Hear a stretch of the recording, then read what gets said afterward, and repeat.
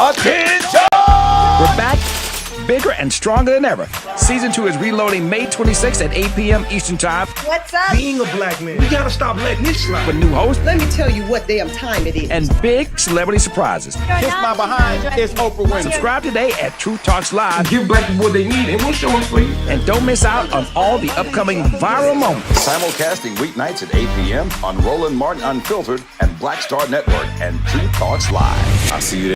I saw this clip, and y'all, I find it to be utterly laughable. So this is that idiot Scott Jennings on CNN, and I want you to hear when the issue of poverty comes up. I want you to really pay attention. That this is in place. Household income for the bottom 10% will go down 2%, and it'll go up 4% for the top 10%. And by 2033, it'll be down 4%, up 2% for the top 10%. So in essence, the poorest people are going to have less income. The richest people are going to have more income. That's according to the Congressional Budget Office. Well, they suck. They get things wrong all the time. In 2017, when we passed the tax cuts, they totally missed the growth targets. They totally missed what was going to happen to federal revenue. They're not oracles. They can't foretell the future down to exact science. Our Republican view is if we lower taxes, we'll have economic growth, and it helps everybody. This isn't rocket science because the poor people are losing benefits, Medicaid, and SNAP. Excuse me? You said the poor people. What do you mean? The people in the bottom. Illegal immigrants? The people who won't get up off the couch and go to work? Which people? Okay, so let me explain. Let me explain. The requirements for Medicaid, and we had this conversation last night, but here are the real details. There are already requirements for people on Medicaid to work. This changes those requirements, so it increases them. So some people will have to requalify. They won't be able to do that, and they won't have coverage. There are changes to the out-of-pocket costs for people who are on this program, so they might have to pay money in order to get access health care.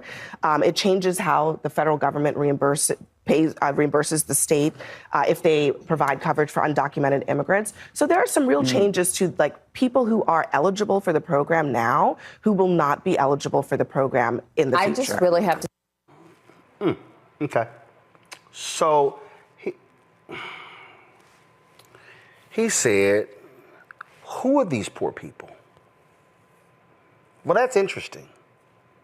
The Scott Jennings would say, who are these poor people? Y'all do know that Scott Jennings is considering a run for the United States Senate from Kentucky, right? Scott Jennings is a native of Kentucky, right? Are y'all aware that Scott Jennings was born in Dawson Springs, Kentucky? Antoine, go to my iPad. This is what I just pulled up. In Dawson Springs, Kentucky, the poverty rate is 26.9%. This is significantly higher than the national average of 12.4%. In fact, the Kentucky poverty rate is 16.1%. So, Scott, when you say, who are these poor people? It's your broke ass people. It's the broke-ass white folks in your state. Kentucky is one of the brokest, poorest, most illiterate states in the union. Awful education, awful health care, high poverty. See, y'all, this is what these white conservatives do. Who are you talking about? Are you talking about the illegal immigrants? No. They talking about your cousins, Scott.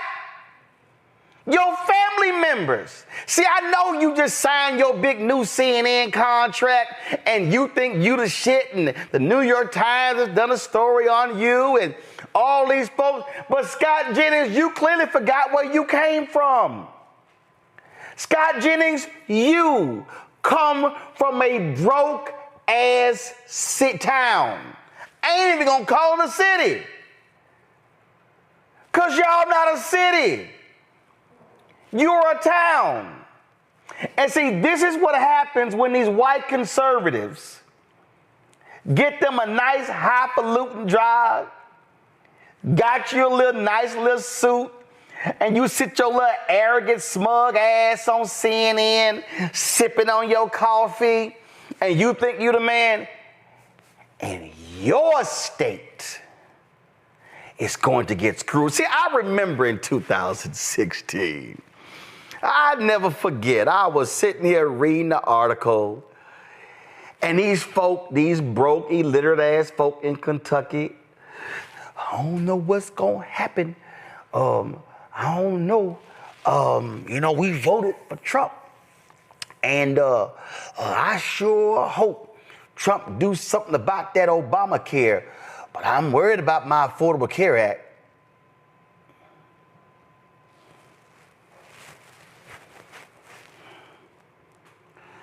Them clueless ass folks didn't even realize that they were voting against their own interests. See, y'all, this is what trips me out.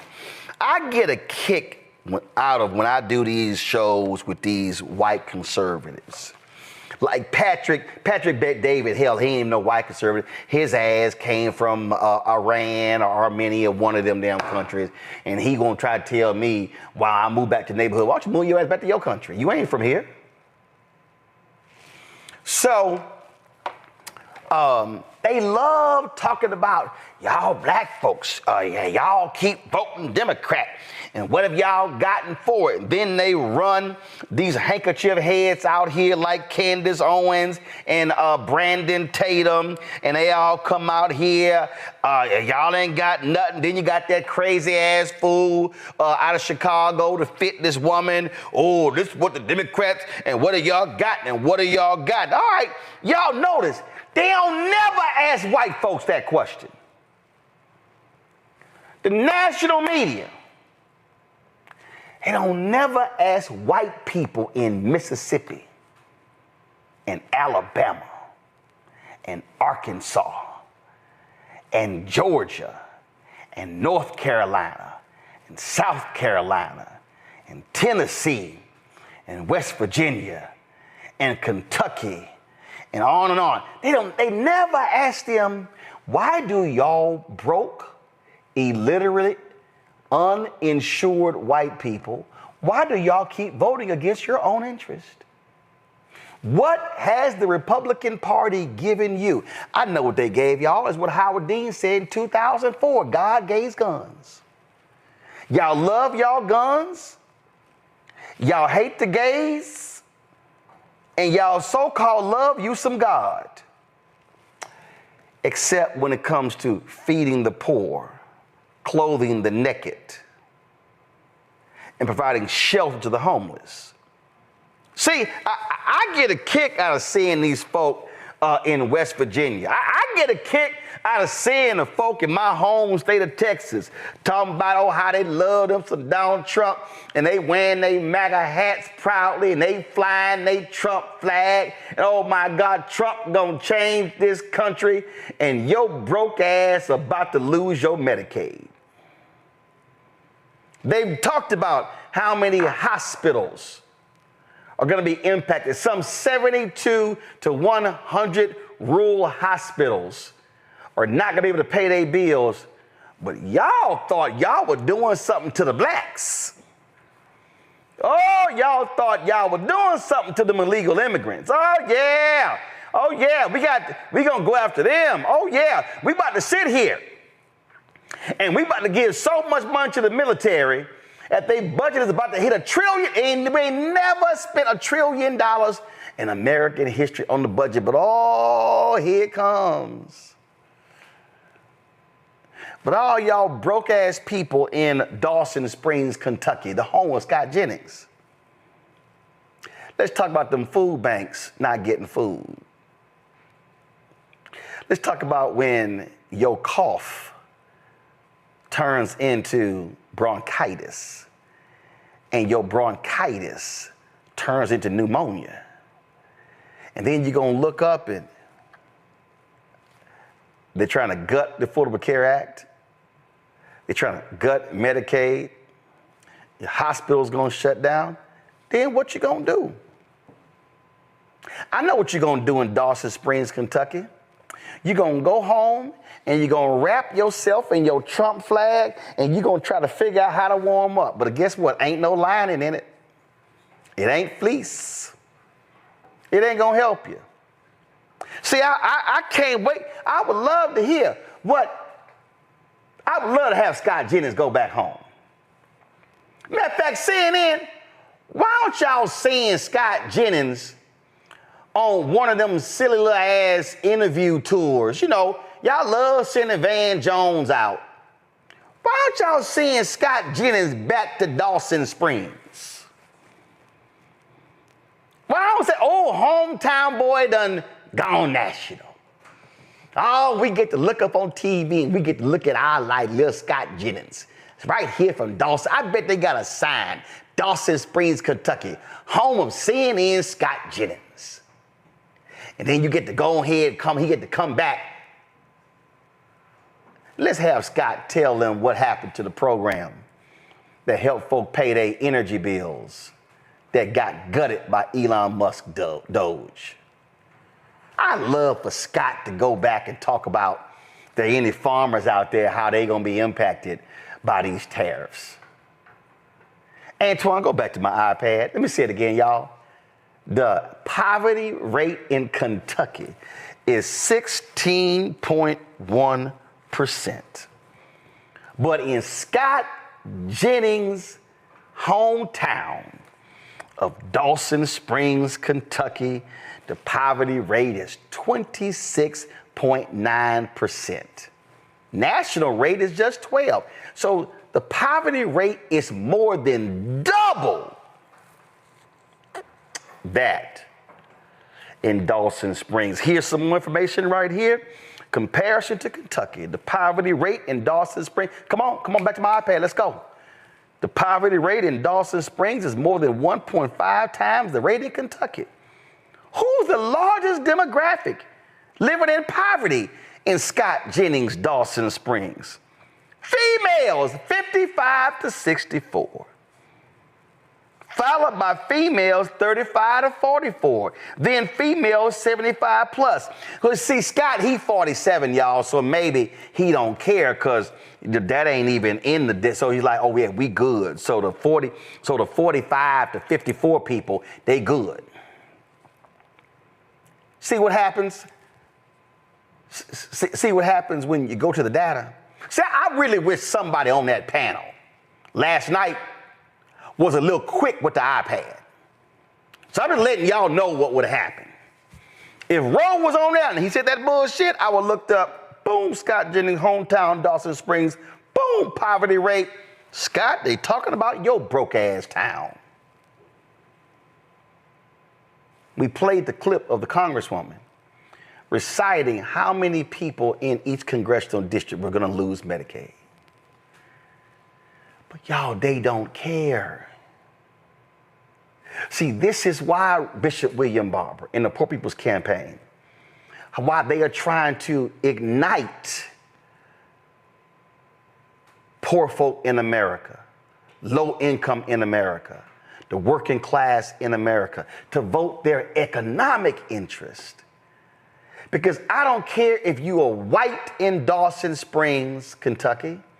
I don't care if you are black in Albany, Georgia. I don't care if you are black in Rocky Mount, North Carolina. If you look at the poverty stats, they ain't doing your bidding there. Hell, Donald Trump just sat here and told his own girl, Sarah Huckabee, man, they ain't helping your ass with no tornadoes in Arkansas. St. Louis flattened because of tornadoes last week. Republican governor, 2 Republican U.S. senators, Josh Hawley punk ass, the same one trashing FEMA relief for other states, begging for help in Missouri. And Donald Trump,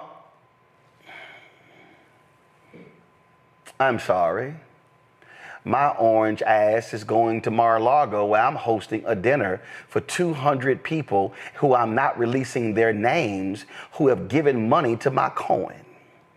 I don't give a damn about you peons. Matter of fact, the phrase, let them eat cake, shit. Donald Trump ain't even giving them a cupcake, a honey bun, a Twinkie. He don't give a damn about y'all. But the power of whiteness is what we're witnessing right now. So if the Senate passes this bill, all the rich folk are going to be sitting here saying, oh, yes, Donald, you the man, you done hooked us up. And all you broke-ass people, like the folk in Dawson Springs, Kentucky,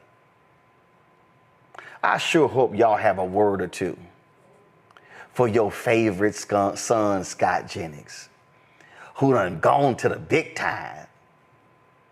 He running in high cotton. Oh, yeah, he ain't in the coal mines.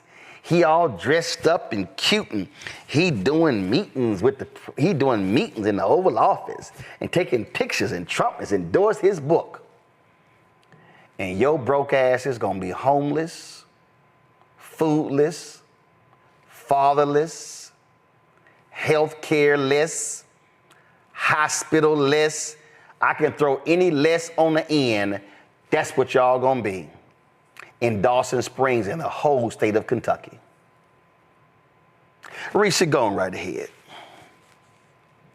Well, you broke it down. But you know, white people have the best PR, honey, because for some reason, people don't realize that a good number of white people are actually poor, okay? This is not something that is only the so-called illegals or whatever kind of bullshit. Also, middle-aged white people are seeing their mortality rates go up because of things like drug abuse, because of different economic factors. And this administration ain't got shit for y'all. See, the thing about it is they want to protect whiteness, not necessarily white people. The individuals, they can come and go. It don't matter. You can switch these white Afrikaners out with the Appalachian whites. It don't make no difference to them. Their thing is white power and money. You combine those two and they got all that they need. The messed up part about this bill, though, is what this bill gives to the wealthy is lunch money for them. This isn't, I mean, it's more than lunch money for the rest of us, but for them, this is peanuts. This is in the noise. It would be an accounting error in their lives. And yet trillions of dollars are going to give those people who don't need a tax cuts, and the people who actually do need to continue. And actually have been deprived in places like Georgia and Florida and Texas from Medicaid expansion. The people who do need medical insurance, the people who do need food assistance, they're asked out. And so this is about life and death for people, including white people, actually disproportionately white people, because there are more of them volume-wise than there are of us. I know that people like to work in percentages, but the fact of the matter is there are more white people living in this country than any other race. And so they will be harmed very much by this, all in the name of white billionaire power. Congratulations, you played yourself. Oh, absolutely. Again, Nola, the thing that cracks me up is when these folk, they always got something to say about black people. You haven't gotten this, you haven't gotten this. Going back to my iPad, look at this here. Economic well-being, this is spotlightonpoverty.org. Economic well-being in Kentucky, extreme poverty, 11% of the state. Food insecurity, 14.4%. Minimum wage, $7.25. Percent of individuals who are uninsured, 6.4%. Percent of jobs at a low wage, 24.3%. Percent of working families under 200% of the poverty line, 34.7%. Poverty rate, 16.3%. Unemployment rate is 4.3%. And you sit here and look at Home foreclosure rate, 1.12%. Then you let percent of renters, 33%. I mean, it goes on and on and on and on. It shows you these numbers. They broke. They broke, Nola. And I keep saying, black broke and white broke is the same. Your ass broke. Mm-hmm. And Dr. King knew it too. You know, I had the pleasure the other morning, I should say, talking to Representative Cleo Fields from Louisiana, and also Representative Nakima Williams the other night at like 2:30 in the morning, as the Republicans tried to sneak past that big old ugly bill. And you know, Representative Williams, you know, she represents districts in Atlanta, her district in Atlanta, and Representative Fields, you know, represents some of the poorest, you know, districts in Louisiana. And the conversation that we had was just about that, acknowledging that, you know, acknowledging those poor people and how taking Medicaid away from said poor people will impact their lives. Representative Williams told this story about how she met this woman who literally survives on $6 a day. $6 a day. Scott Jennings is acting brand new. And if they do send him on this little tour, those people won't care about those numbers, because all he's going to do is tell people that, first of all, that the clip on CNN was fabricated, and you know the media. So that's the first movie he's going to make. And then the second movie he's going to make is to completely, you know, not even respond, you know, to data, if that was brought up to him in that context, is what I'm saying. And, you know, another element to this, Roland, is so many of these voters are absolutely voting against themselves, against their families, because, and let's just keep it real, a lot of their pastors are telling them in Sunday Mass that God sent Donald Trump here. The conditioning is so deep that no matter how much fact checking we do, it doesn't penetrate, because they've been so indoctrinated. And because of that indoctrination, they will absolutely keep voting for people who do not care about them. I absolutely would not be shocked if that man won the office that he's seeking. And even if there is evidence to say that I don't care about you, poor people, because first of all, I'm probably embarrassed from where I came from anyway. So I really don't care about y'all. They are so conditioned to believe that he didn't say the thing that he actually said. Right. Right.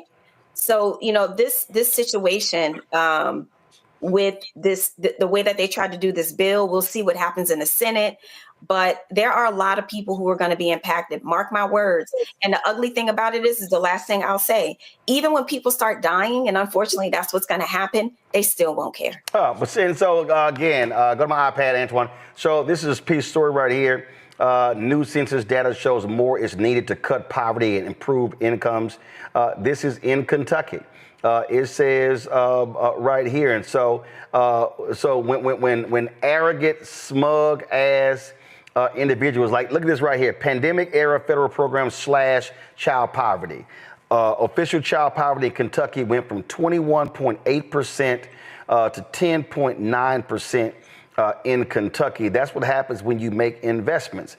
But what then happens is when you sit here, look at this here. The story says more kids have health coverage this year.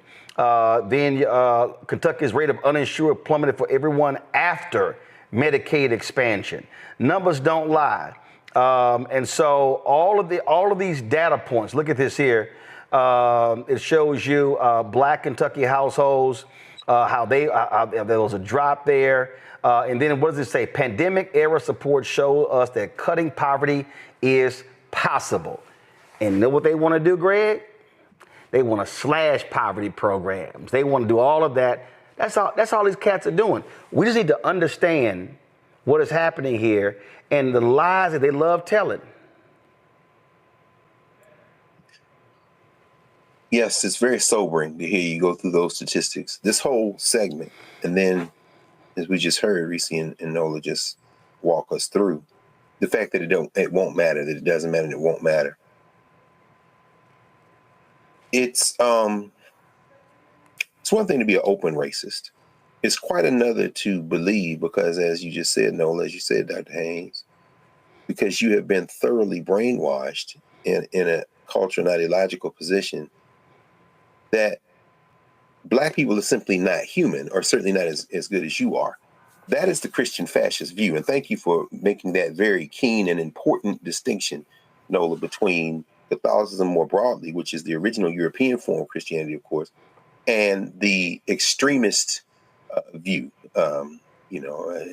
As is extremism is Islam, there's extremism in Judaism, and extremism, of course, in Christianity. We see the extremism in Judaism playing out partially in Israel right now.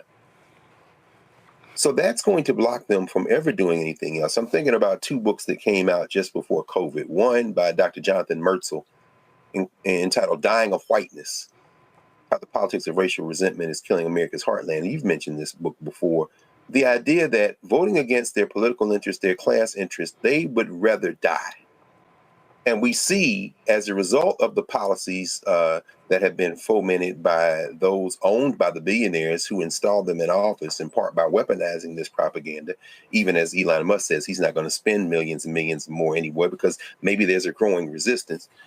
We see that because of those policy cuts, because of the cuts in schools and social services and resistance to the Affordable Care Act and expanding Medicaid, well, you see the increasing deaths among white people from gun violence, those falling life expectancies you mentioned, and the rising dropout rates and so many other things. They are literally, and this is a medical doctor, Dr. Metzel, he says they're dying of whiteness. Now, contrast that with Black Fatigue, Mary Frances Winter's book, which came out a few months later.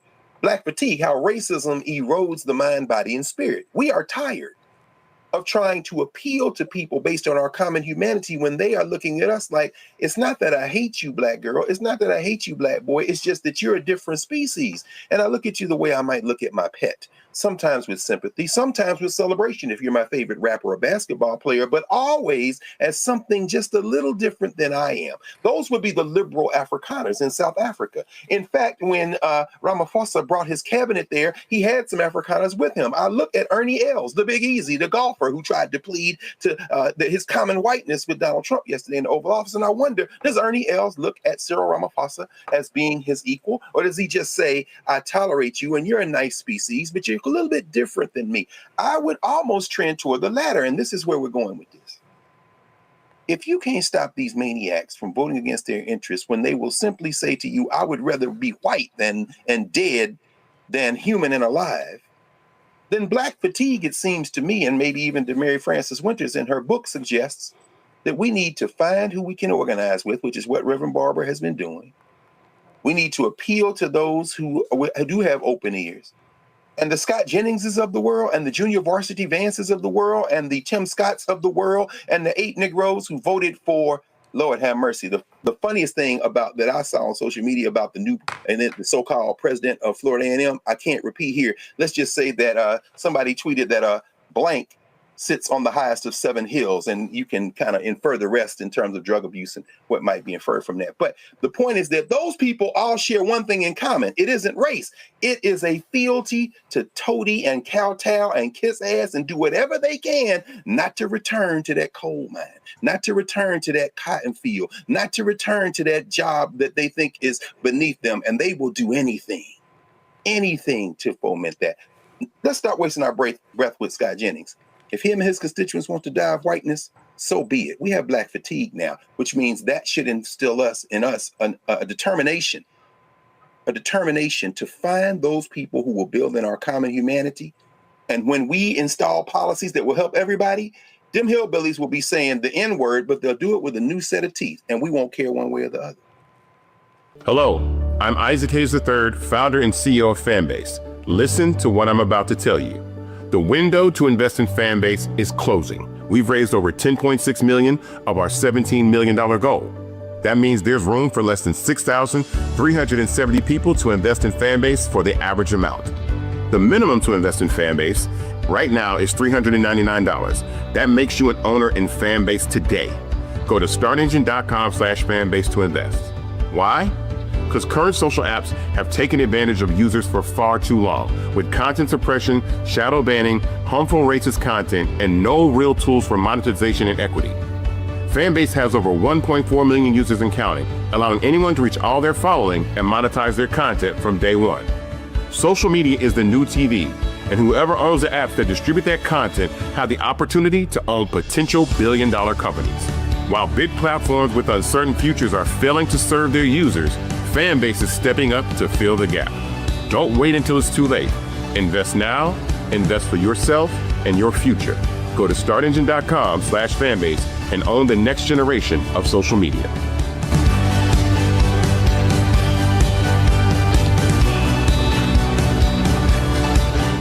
You must be my new lieutenant governor. I'm ready for duty. I think I can make a difference. Just be a good girl. I'm gonna need some dinner and a lot of wine. I really don't think that he thinks I'm qualified. What you gonna do? Pump my shoulders. When you want something and you earn something, you fight for it. Kids, do you know who this is? Mary J. Blige. I ain't know we was about to be attacked by all of Nick Cannon's kids at once. Folks, the president of South Africa, Cyril Ramaphosa, is in the United States for 3 days of high-stakes meetings with the twice-impeached, criminally convicted felon-in-chief, Donald Trump. Now, it's been lots of tensions between the United States and South Africa. Now, for South Africa's side, it's all been the United States, accusing them of racism, accusing them of genocide.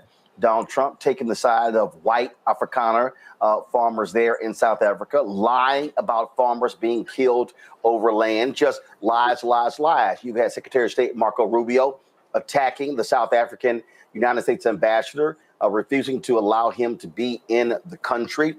And so it has been all sorts of things. Now, while the White House really hasn't released a detailed schedule, Ramaphosa's office has said the focus will be in reframing economic and commercial ties with the United States. Of course, tariffs are on the table. You got massive cuts. Donald Trump has ordered in resources to South Africa. And so all these things are happening. Johanna LeBlanc is a partner at Adomi Advisory Group. She joins us right now. Johanna, glad to have you here. And this is, I mean, look, from the South African president's standpoint, he needs the United States, but also what he can't do, though, is give the impression that he is capitulating to this lying thug, Donald Trump. I think the meeting between the president of South Africa and President Donald Trump is one that is needed. And I think that it shouldn't just be a photo op. It should be an opportunity to discuss commercial related matters. Because I don't think President Ramaphosa should even waste his time to even discuss the issue around the Afrikaners who are granted refugee status into the United States, because I think that the U.S. has its position, and certainly President Ramaphosa has its position, and the international community also has its position, and it appears to be some level of discrepancy as to what's really happening on the ground and this administration's position as to what's happening in South Africa as it relates to white South Africaners. But I think instead, President Ramaphosa is in a great position of leverage. You're talking about a country that holds the keys to some of the world's most critical minerals that are needed in order to advance our world forward. So there, that's a position of leverage to negotiate what some of those critical, what are some of those deals around those critical minerals would look like in South Africa. But more importantly, before we even got to the issue of the white South Africaners, I think that South Africa and the United States have been at odds when it comes to a number of other policy issues. One of them is South Africa's court case before the ICJ, claiming that Israel is committing genocide in Palestine. Another one is MTN, which is a telecommunications company headquartered in South Africa that has ties to Iran, a state that is considered to be state-sponsored state by the United States government, and also to the issue around Starlink. Elon Musk's claim that he is unable to conduct a business or to secure a contract in South Africa because he's a black man. Because he's a white man, when in fact the issue is that there's a 30% local rule that Elon Musk feels as though he should not have to adhere to, and he feels as though the rule is discriminatory. But the reason why the rule was put in place to begin with is because of the cruel history of the apartheid system in South Africa, where Black South Africans were robbed of their land, their resources, right? And so in order, and also murdered and kidnapped and so on. So in order to address some of those systemic racist policies in the country, the South African government has put in place certain policies similar to affirmative action or diversity and inclusion programs that we have here in America.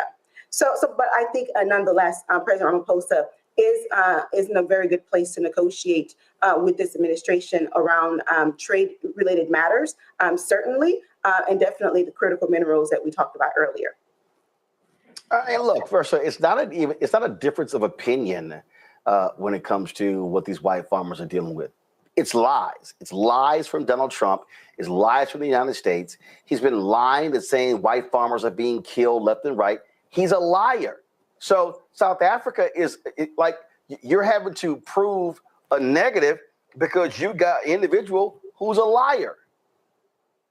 Yeah, but I think that this administration's position on this matter is not going to change, irrespective of what President Ramaphosa presents to the government, to the Trump administration. So I think that for the sake of diplomacy, it is best that President Ramaphosa does focus on trade-related matters that will bring about even better economic conditions to the people of South Africa, and also to make sure that the conversation is one that is productive and one that will respect South Africa's sovereignty. And certainly South Africa's domestic policies and definitely South Africa's rule of law in the country. Because, when you are a head of state and you are able to meet with your counterpart, right, there are a number of things on the table that could be discussed. But you really have to sit down and assess to see which discussions are even worth having, right? And I think this one about the white South Africaners is one that is not a necessary conversation for President Ramaphosa to have with President Trump. Now, will President Trump bring it up? Possibly. I don't know. Yes. Come on, John. He's going to bring it up. He's going to bring it up. That's going to happen. Well, one thing I will say is that we saw what happened between the meeting, during the meeting between Zelensky and President Trump a couple months ago. And I'll tell you this, Roland, the whole world has been watching, has been waiting in anticipation of this meeting between these two leaders because they're wondering, will there be another showdown between the two leaders? So everyone is watching in anticipation. But one thing I can tell you is that I've been in rooms with President Ramaphosa. He is one that is very diplomatic, very charismatic, and there is no denying that I think he's going to handle himself very well. But there are some concerns about how this meeting could potentially be embarrassing for South Africa. So we all here are anticipating this meeting. You can bank on Donald Trump will do all he can to embarrass South Africa. Just go ahead and write it down. It's etched in stone. Johanna, I appreciate it. Thanks a lot. Thank you, Roland. Bringing my panel, Joe Richardson, civil rights attorney, joining us from Los Angeles. Randy Bryan, entrepreneur, author of Never Says, 25 Phrases You Should Never Ever Say to Keep Your Job and Friends. Out of D.C., Candace Kelly, legal analyst and host, Not All Hood, out of South Orange, New Jersey. We'll start with you, Candace. Listen, we know what this thug is going to do. We know he's going to bring up the farmers. He's going to bring it up. He's going to attack South Africa for going after Israel when it comes to genocide in Gaza, all those different things. That's going to happen. And so let's just be real clear. There's nothing about Donald Trump that says diplomacy unless you are an oil state and you're kissing his ass, giving him wonderful trinkets. Listen, when he sits down with people and have this authority and this capacity, there's always going to be a major exchange that he wants. And if that doesn't happen, if he doesn't get his way, then there's going to be a fight. I'm just interested in seeing if this president with his command, with his presence, with all of the charm that he has when he enters a room, as she was just talking about, what will happen if things go wrong? I would imagine that if something was put on the table where it ends up like other people, like Zelensky in his position, I don't think it will go quite the same way. I do not think that this man is going to let Donald Trump win. So it's something that I'm certainly going to be looking forward to, especially not just the content, but kind of the nature and the dynamics of what's going on between these two men. No, absolutely. Joe, we know who is going to be the idiot in any conversation. I mean, look, he showed his ass when the Canadian Prime Minister was here, just straight lying. Yeah, and you've got to be wise. The point that was made before, and even in the interview, if you've got, the South African president is very wise. He understands where he sits, and he probably understands what would benefit America that South Africa actually has and can do. And so my sense is that he's going to do what he can to get to the point. He'll make the points that he needs to, for sure, but also at the same time, give Donald Trump the potential to make a deal. See, because here's the thing about Donald Trump. Donald Trump will talk all day long about making a deal, and he wants to make a deal, but it's an artificial finish line in that it's not always a good deal. Okay. And so I think that the South African president will probably think about a couple things. First of all, the deal that he may want that may benefit his people, and also saving face with his own people. Zelensky was saving face and continuing to have the support of his own people, which is why he had to do things the way he had to do them. And so my sense is the South African president will think of the same thing. Donald Trump may find, to the point made, that he's a little bit different than Zelensky in some ways. But the question is how far we get, or how much we have to go through, and how much stuff we have to muddle through until they get to the point where they actually have a productive and useful conversation. The South African president will be there for it, to have it, right? But he's got common sense, and he might be smarter. I think he's smarter, than our president, which you have to be anyway. And so he, I'm certain, has a good idea what his goals are for him and his country, and he'll do what he needs to do to get there. Randy? And the South African president does know what his goals are, as Joe was saying, but he also now he's very aware of Trump's personality. He has seen how he's engaged with other world leaders. So I would think that he's coming in prepared for the dance that he will have to do with Trump. He knows that Trump will try to present a story that we know is not true, and show that his country is different than he knows his country to be. I think that he will actually stand up and tell the truth about what is actually happening in South Africa. They fought very hard to get rid of apartheid, although it's only been, since early 1990s. And they don't want it to seem as if now there is this actual reverse racism happening that Trump is trying to suggest. So it's going to be interesting. Well, first of all, we all know that this notion of reverse racism is BS, Candace. Elon Musk wants to act like, oh my God, they're discriminating against me because I'm white. I mean, his whining is just really pathetic. And what white people like Elon Musk don't want to own up to, they don't want to own up to that the racist in South Africa wants to still control everything.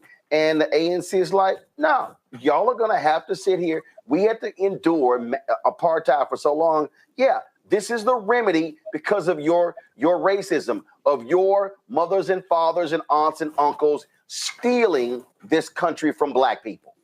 Well, listen, Roland, it's the same argument that we're making here over in the United States of America.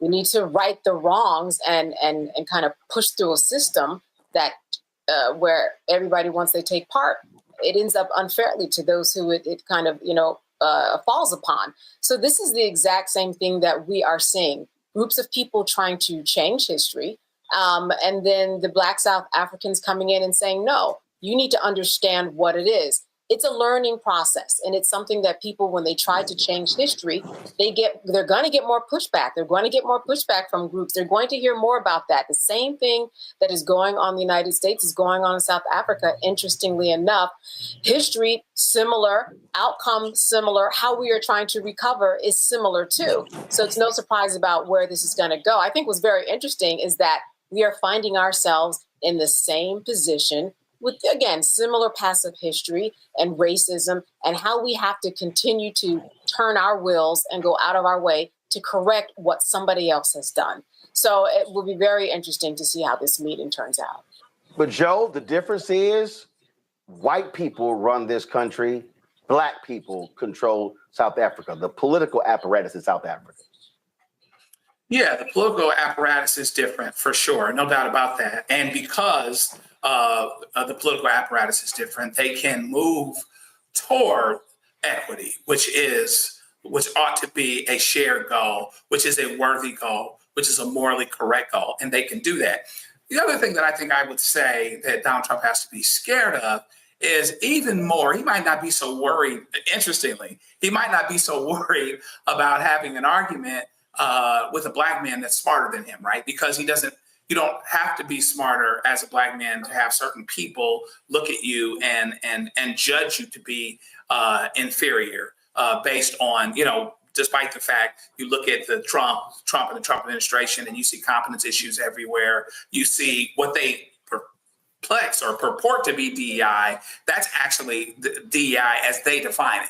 You see that. But what I don't think he wants to do is I don't think he wants to have an argument and a back and forth with the white Afrikaners themselves, right? There are people in that country that are saying, no, Donald Trump, you're wrong. That's not what's happening here, okay?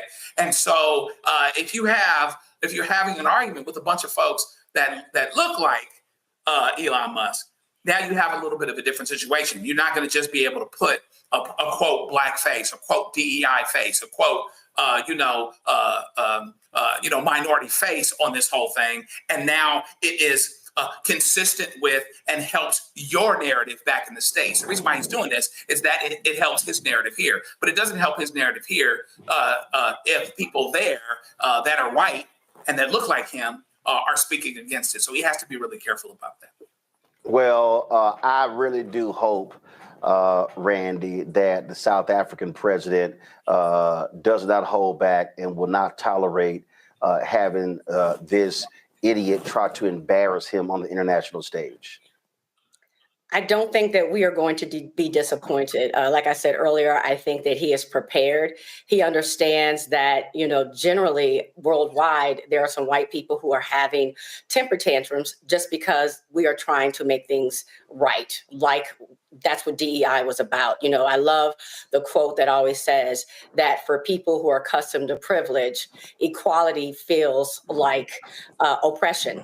And so because we're trying to right the wrongs of the past and make things equal here in America and in South Africa, you have some people like Donald Trump claiming that others are being oppressed, which that's not what's happening at all. And I believe the president of South Africa is going to make that quite clear. And this is the president of South Africa, actually at the UN. Good to see you. Are you well? Good to see you, Mr. President. What are you most looking forward in terms of making a deal with President Trump? And we get a handshake there. Yes, we get a handshake. Yes, Mr. President. And how are you ready for the handshake with Trump? What's going to be your icebreaker? Well, we're always ready. We're hoping to have really good discussions with President Trump. Hello, I'm Isaac Hayes III, founder and CEO of Fanbase. Listen to what I'm about to tell you.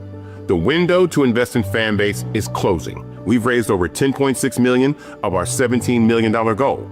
That means there's room for less than 6,370 people to invest in Fanbase for the average amount. The minimum to invest in Fanbase right now is $399. That makes you an owner in Fanbase today. Go to startengine.com/fanbase to invest. Why? Because current social apps have taken advantage of users for far too long, with content suppression, shadow banning, harmful racist content, and no real tools for monetization and equity. Fanbase has over 1.4 million users and counting, allowing anyone to reach all their following and monetize their content from day one. Social media is the new TV, and whoever owns the apps that distribute that content have the opportunity to own potential billion-dollar companies. While big platforms with uncertain futures are failing to serve their users, Fanbase is stepping up to fill the gap. Don't wait until it's too late. Invest now, invest for yourself and your future. Go to startengine.com/fanbase and own the next generation of social media.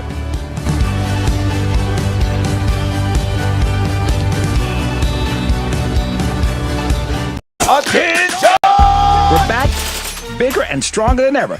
Season 2 is reloading May 26th at 8 p.m. Eastern Time. What's up? Being a black man, we gotta stop letting this slide. With new hosts. Let me tell you what damn time it is. And big celebrity surprises. Kiss my behind. It's Oprah Winfrey. Subscribe today at Truth Talks Live. Give black people what they need, and we'll show them for you. And don't miss out on all the upcoming viral moments. Simulcasting weeknights at 8 p.m. on Roland Martin Unfiltered and Black Star Network and Truth Talks Live. I'll see you there. Well, they had a Judiciary Committee hearing, and Texas Congresswoman Jasmine Crockett had to school her GOP colleagues on the basics of the U.S. Constitution. She had to remind everyone the Fifth Amendment guarantees due process even for immigrants. Well, those remarks she made did not sink in. This is what happened when California Congressman Kevin Kiley decided he wanted clarification from the Congresswoman. Who accused me and my colleagues over here of ignoring the Constitution. And if that were true, that'd be a very serious matter. So I did want to just inquire as to what exactly the accusation is. So I'll happily yield to the gentlewoman from Texas if she'd like to respond. Do you believe that someone who has snuck into our country, entered the United States illegally, that the due process requirements for that individual are the same as they are for a U.S. citizen?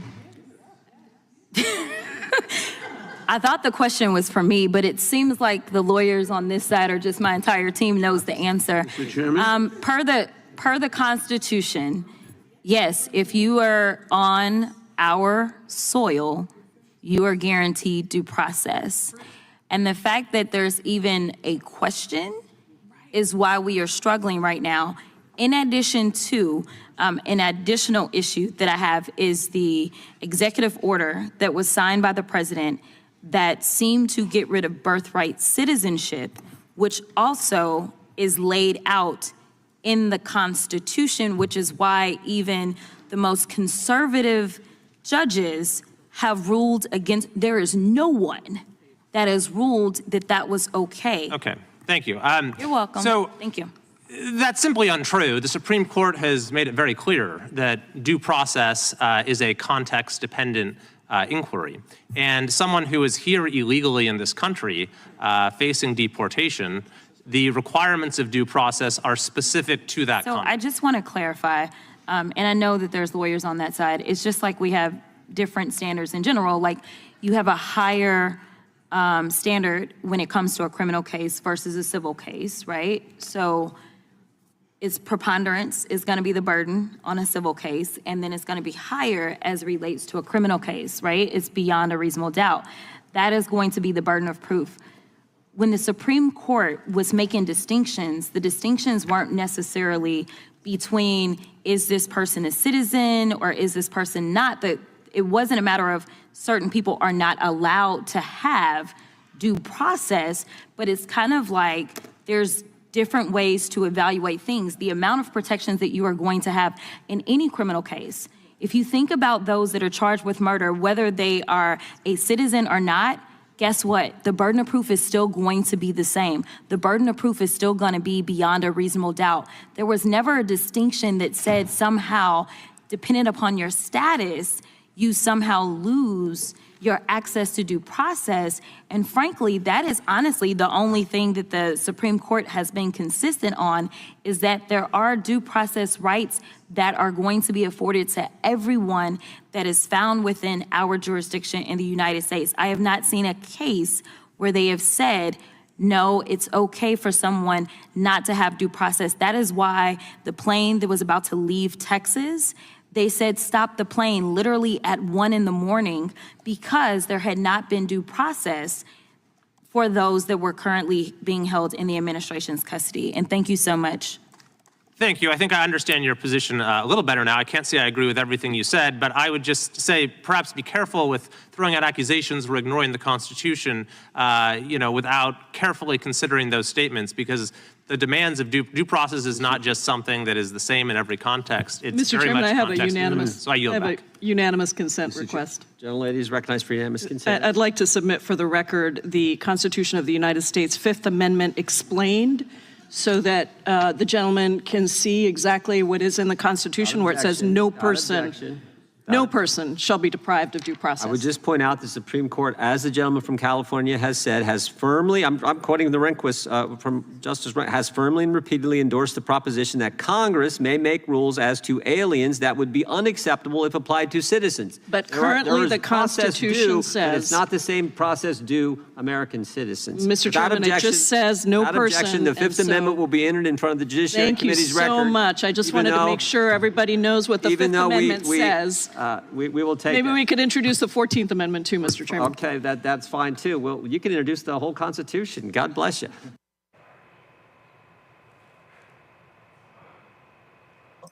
Greg, that was a heart attack over here. Man, fuck. No. Listen to this bastard.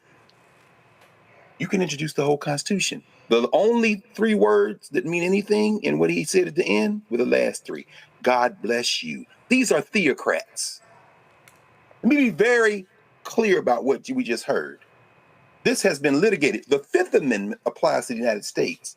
The reason we needed a 14th Amendment is because guess who wasn't included in the first 10 amendments to the United States Constitution, or the Constitution, as full humans, African people, and indigenous people.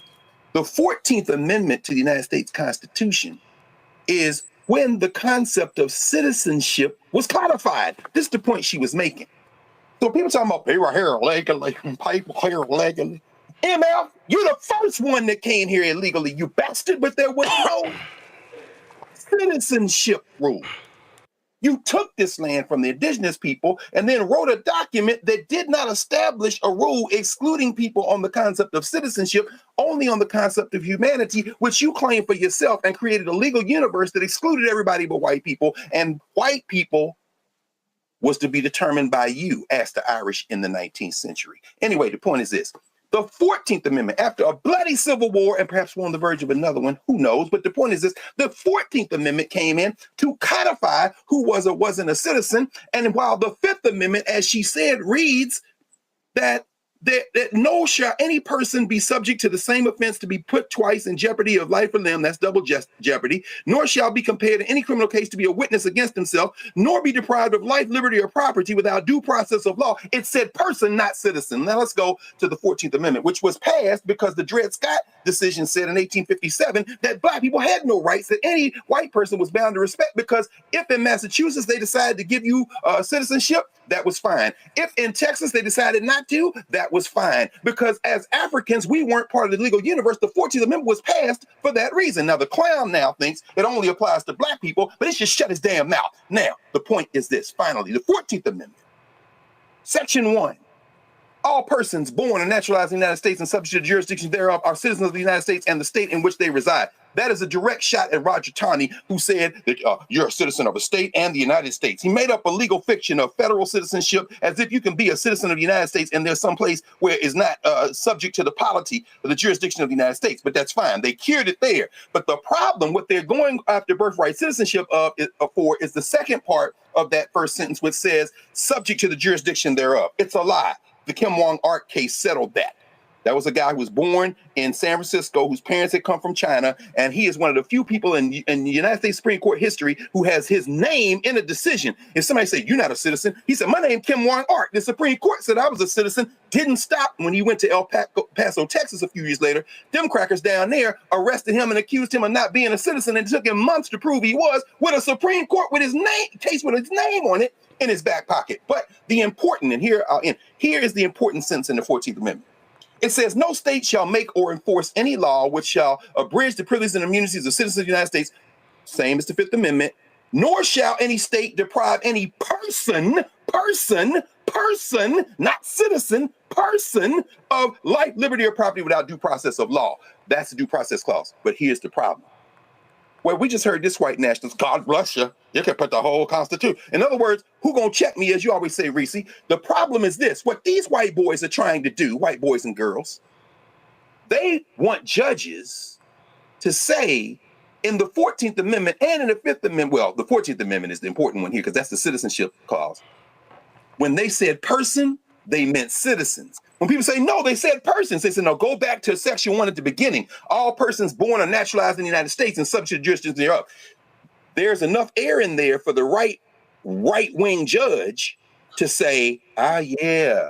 So the interpretation I'm going to give, this is what they teach in law school when they start talking about statutory interpretation. I interpret person in that second sentence to mean citizen, as it is should be controlled by the first sentence. It's a fringe argument. It never had any breath in it. But because you Negroes decided that elections don't matter, and then because the Democratic Party does silly things, like let people die in office. You know, the last 8 members of the federal legislature, 7 in the House and 1 in the Senate, that died in office, all of them was Democrats, 215 to 214 last election. Connolly of Virginia, you got Grijalva of Arizona, Sylvester Turner in Texas, and before that, Pascrell of New Jersey, Jackson Lee of Texas, Payne of New Jersey, Feinstein of California, Senator Feinstein, and McKeeshan of Virginia. Everybody died in office. It got close enough to steal, and now we got to go on this hell ride together. Jasmine Crockett can't explain this to them any clearer, but they don't care. They don't care. The law is whatever the hell the judge says it is, and if you don't agree with the judge don't agree with you, and you're the president of the United States, you know what they can do? They can ignore the law, and we're going to be in the streets. This is a serious thing now.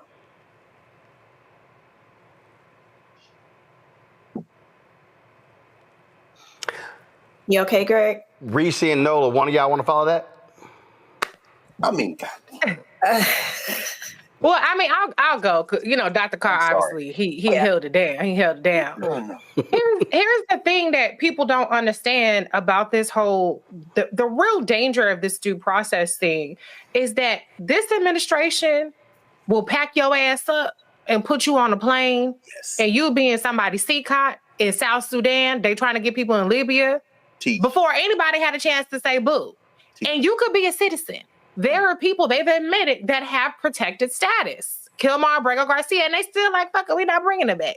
Right. And so the danger of not having due process is also a danger to U.S. citizens, because how you know that they're going to get it right? They don't care to get it right. They've literally said they don't care to get it right. Just like the case in Oklahoma where these roided up ICE agents and all these multi-agency people, but nobody wants to cop to it, raided a house of a U.S. citizen, made them come outside, get searched, stole their goods, and then they said, we weren't there.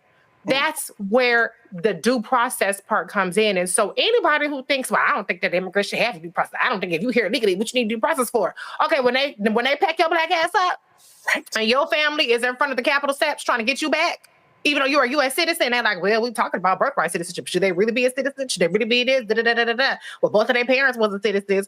When they having that argument while you sitting in somebody's jail, then we can have a conversation about why due process is important for everybody. Nobody has any illusions that due process is equally applied. We know this justice system doesn't treat anybody equally, especially not Black people. That's not the case. That's not the argument that's being made. But due process has to exist for everybody's benefit. It's not a gift. It's not some charity that we're giving to some people who shouldn't really be here by somebody's judgment. It's something that we all need to hold on to for dear life. And we still, even with due process, might end our asses up in Libya or South Sudan. We still might do that. But if we got a little bit more of a chance to stay here because the judge says, well, you know, this is your birth certificate. It does say that you're supposed to be here. Then we need to make sure that we keep that going just for as long as we can. You're right. And Nola, these fools had better recognize that Donald Trump will absolutely attempt to send Americans out of the country. He's already said it. And of all the people who say, well, I know he said it, but no, if they say it, believe those assholes gonna do it. Absolutely. And Marco Rubio is parroting the same talking points. Now, that's the part that scares me, right? When you have the Secretary of State parroting the same things. Like, I understand, yes, you serve at the pleasure of the president, but this is scary because if I'm not mistaken, Rubio's also a lawyer, right? Mm-hmm. So here you have the Secretary of State, who's also a trained attorney, talking about, well, you know, it kind of due process depends. That is we are in very, very slippery slope territory, and they keep saying it over and over, and they're normalizing it for people who don't understand the nuances, and that's what they're banking on, is the people who don't understand the nuances to grow this apathy amongst the American public to where we're looking the other direction. And here, you know, and in the cloak of night, like the other night on the Hill where they were trying to pass that bill. Here we are sitting, looking around like, wait a minute, what happened to due process? You know what I mean? Right. And that's where this is heading. And for people who do not believe that this is a slow rolling coup, this, like Greg said, and I understand his passion. I totally get it 1000%, especially when this is something that you trained in and this is something that you believe in, and to see what's happening to it, it is heartbreaking, right? And it's infuriating. But I'm telling you, one day we're going to wake up, because we were so distracted with being bombarded with so much, right? That we are going to be a country with no rules, no laws. And that's scary territory. And further, I'll say that I'm really concerned. I'm really concerned. We're people that are heavily, that we pay attention to the news and news cycles. We're really involved. And I am really, really concerned because there really aren't any checks and or balances. The way in which the Republicans have done this thing, it's like they have blanketed, every single lever of the government. And then in Congress, the people, I need y'all to understand how important 26 is. And before we get there, they will try to pull something. They are going to try to do something to interrupt the 2026 elections. I'm telling you right now. Yeah. But in addition to that, we can't stay at home because of it. Our lives are on the line here, people. They are trying to do away with due process. They are trying to do away with the Constitution. That's right. That is the foundational document of this country. And like Greg said, that document has not always served us. It has not always worked in our favor. But the larger point is, it doesn't matter, because we're talking about the nuts and bolts of what keeps this country together, what keeps this democracy together. Mm-hmm. And we are hanging off a cliff. Mm-hmm. And I need y'all to understand how important 2026 is, how important your local elections are every single Tuesday. Mm-hmm. Y'all have to be civically engaged. We are in trouble. Hello, I'm Isaac Hayes III, founder and CEO of Fanbase. Listen to what I'm about to tell you. The window to invest in Fanbase is closing. We've raised over $10.6 million of our $17 million goal. That means there's room for less than 6,370 people to invest in Fanbase for the average amount. The minimum to invest in Fanbase right now is $399. That makes you an owner in Fanbase today. Go to startengine.com/fanbase to invest. Why? Because current social apps have taken advantage of users for far too long, with content suppression, shadow banning, harmful racist content, and no real tools for monetization and equity. Fanbase has over 1.4 million users and counting, allowing anyone to reach all their following and monetize their content from day one. Social media is the new TV, and whoever owns the apps that distribute that content have the opportunity to own potential billion-dollar companies. While big platforms with uncertain futures are failing to serve their users, Fanbase is stepping up to fill the gap. Don't wait until it's too late. Invest now, invest for yourself and your future. Go to startengine.com/fanbase and own the next generation of social media.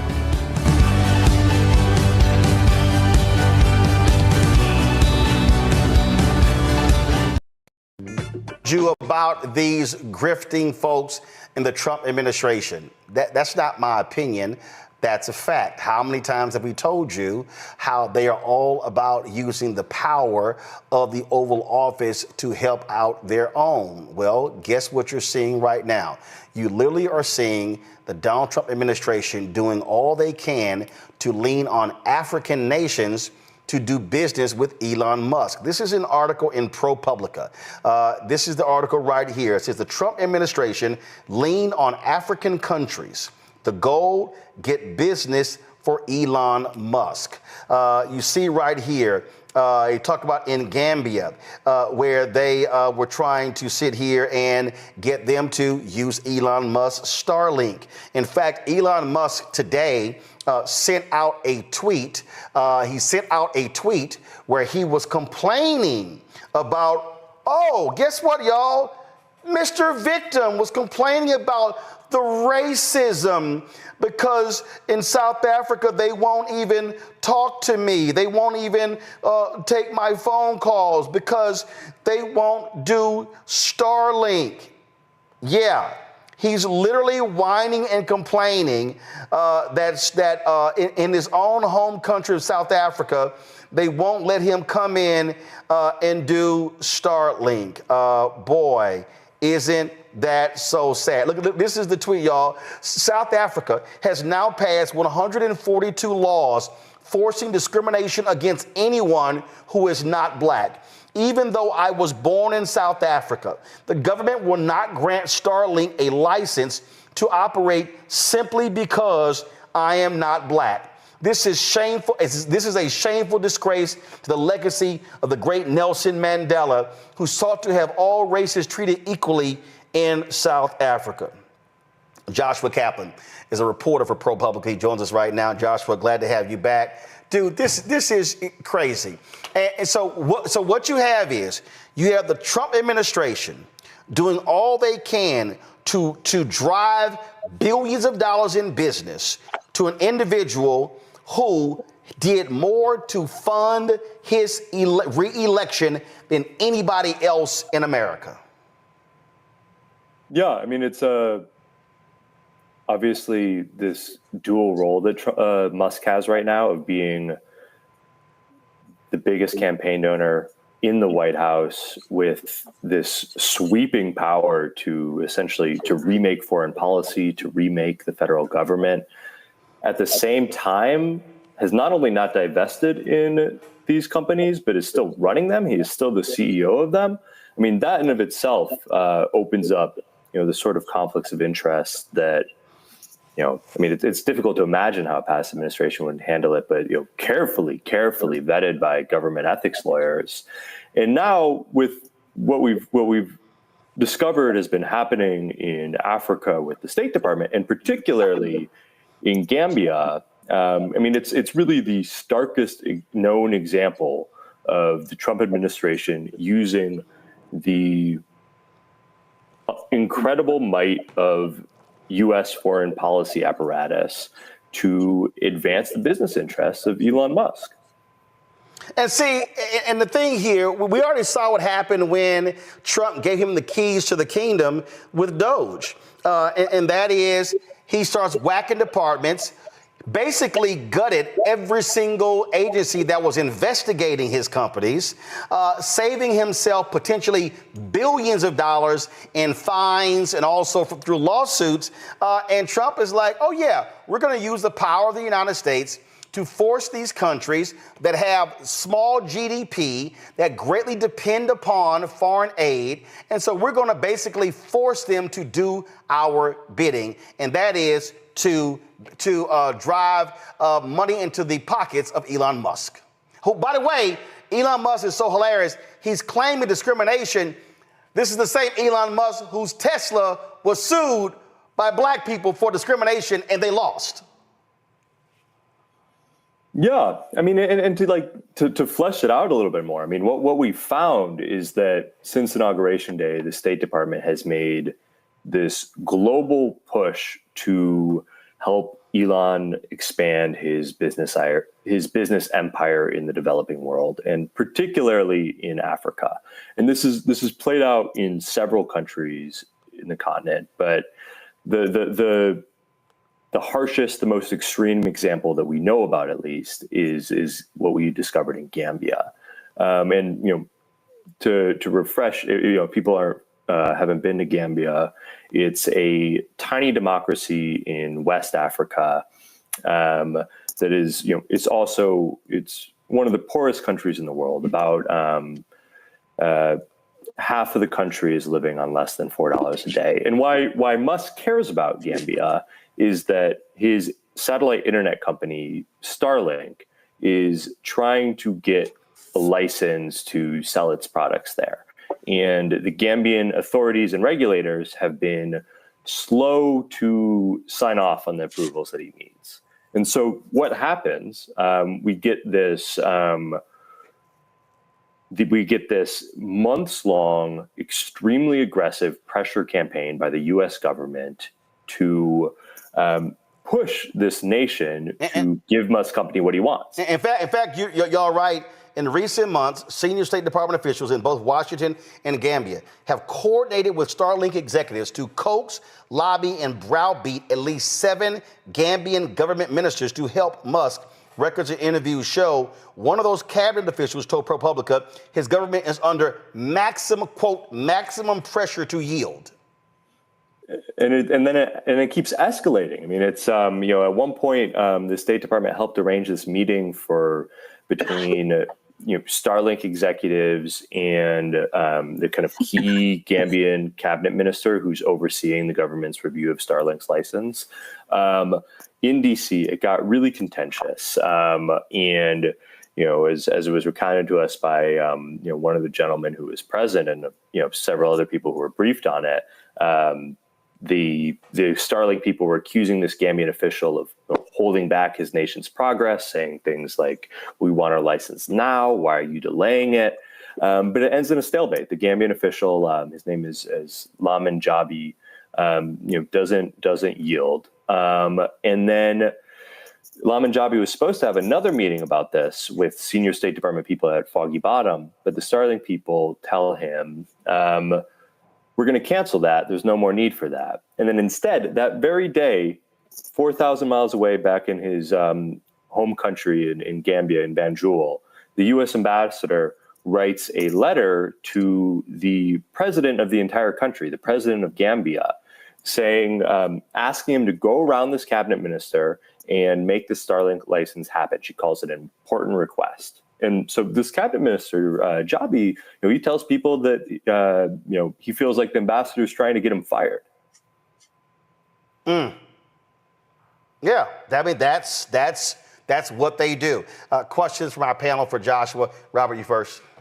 Thanks so much for this reporting. One of my good friends, James Gomez, is from the Gambia and sent me this article this morning, and I'm the resident space nerd. So I think we kind of have to explain to people exactly what Starlink is and why it is important. So right now, internet is communicated through underwater cables around the globe through big nodules, and these are controlled by independent governments. What Elon Musk has been doing is, one, buying his own rocket company, SpaceX, in order to deliver 20 to 50 Starlink satellites to create a 40,000 satellite constellation, which can provide low Earth orbit, LEO, low latency internet, which would essentially make the underwater cable system completely pointless. Every time you see these SpaceX starships exploding, etc., it's because that's their only way to get enough of the Gen 2 Starlink satellites into orbit to make his dream of global internet possible. And also, he has to do this at a speed where he will be able to beat Amazon and Jeff Bezos' Project Kuiper, which goes up on the Blue Origin. Also, the Chinese are working on their own version. Also, the Europeans are working on their own version. Starlink is simply the most mature of these efforts on the international basis. Essentially, what Elon Musk is attempting to do is control global information. Yep. That he will be the international power broker when it comes to how the developing world accesses information. And if he's able to beat to market every other competitor, then essentially every African child for the second half of this century will only get information through Elon Musk. People need to remember that the African continent, the sub-Saharan Africa, is the youngest population on the globe. We're talking about the average age of 19 years old. So the entire second half of this century will be the African century. As European birth rates are declining, as American birth rates are declining, as Chinese, Indian, Japanese birth rates are declining, the birth rate in Africa and developing world is increasing. So this isn't simply a play of saying, oh, I want to have more money in my pocket. He doesn't want to control the world going into the second half of this century. And when you have the assets of the United States government essentially at his control, being able to pressure through foreign aid, through the closing of the U.S. AID offices, through diplomatic means to force his business interests onto these nations, we're looking at the Chinese Belt and Road Initiative, but controlled by a single individual. Could you talk a little bit about the danger of concentrating that sort of power in the hands of one private person who is not constrained by national boundaries, by national borders, by ethics laws, by any rules? He essentially has become the most powerful man on the planet Earth and now is seeking even more power. Yeah, no, it's a great question, and I don't want to, I want to make clear that there's a lot of people in Gambia who have different views about, the basic question, not is this pressure campaign appropriate, but should Starlink come there? Because, internet in Gambia, it's slow, it's unreliable, it's one of the most expensive places to get internet in Africa. And, there's a lot of people who genuinely think, Starlink, it's a good product, it's fast, and that it would be helpful for consumers and for economic growth. If you're an entrepreneur in Gambia, being able to have access to fast, reliable internet could be a good thing. And so there's a lot of people that think that's true. There's also a lot of people that think that this is an incredibly risky proposition for some of the reasons you're just laying out. I mean, for one, I think as time goes by, governments around the world are getting more and more hesitant about handing over this important piece of public infrastructure to a mercurial billionaire who has, has this kind of move fast and break things mentality potentially. But also, Josh, let's keep in mind, this is the same man who has openly said in the Russian-Ukraine war, he decides on a whim to turn it on, to turn it off when he wants to. In fact, this has been going around Twitter. He created this chat GPT Grok, which is supposed to correct information. This is what happened.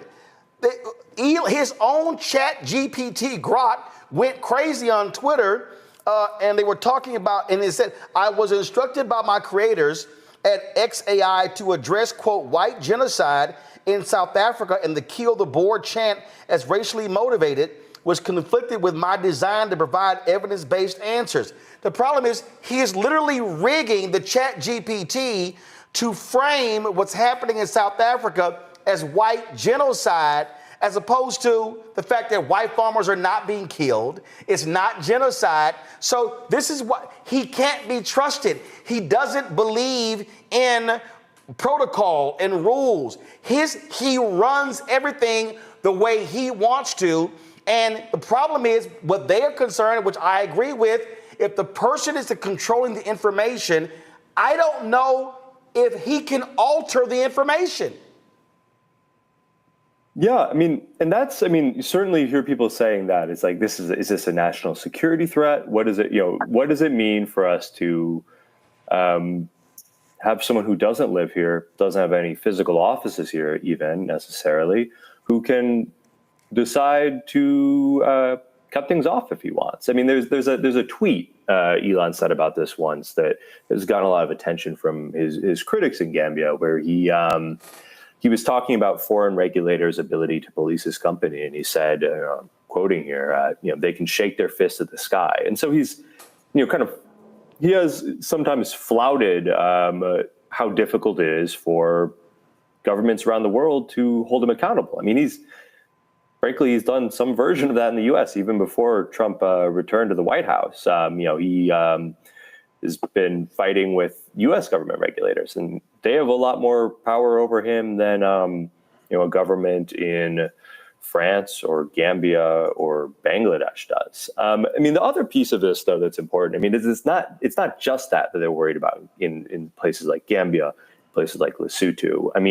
In Gambia, the internet sector is a really important to the economy. The local internet companies, Gambia is the tax revenue of the country. At least 20% of it comes from internet and phone companies.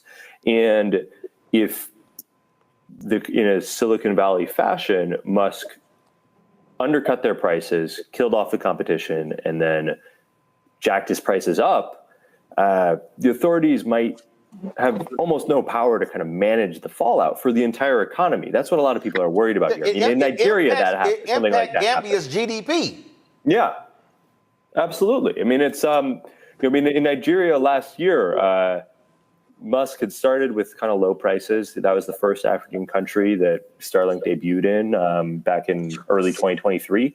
And then last year suddenly sent out an email that they were going to double the prices. This led to this big fight with Nigerian regulators. And Nigeria is almost as many people. It's a very powerful country economically, politically, and they had this big standoff with him about it. But that's something that got noticed by government officials all over the continent. Like, oh, like these like low prices that are being promised to us, they might not last. Here's before I go to Reese, this is a tweet the president of Namibia sent out. This was on September 24th, where there was a meeting at the UN between Namibia and Elon Musk to talk about investments in the technology sector in that country. Reese, go ahead.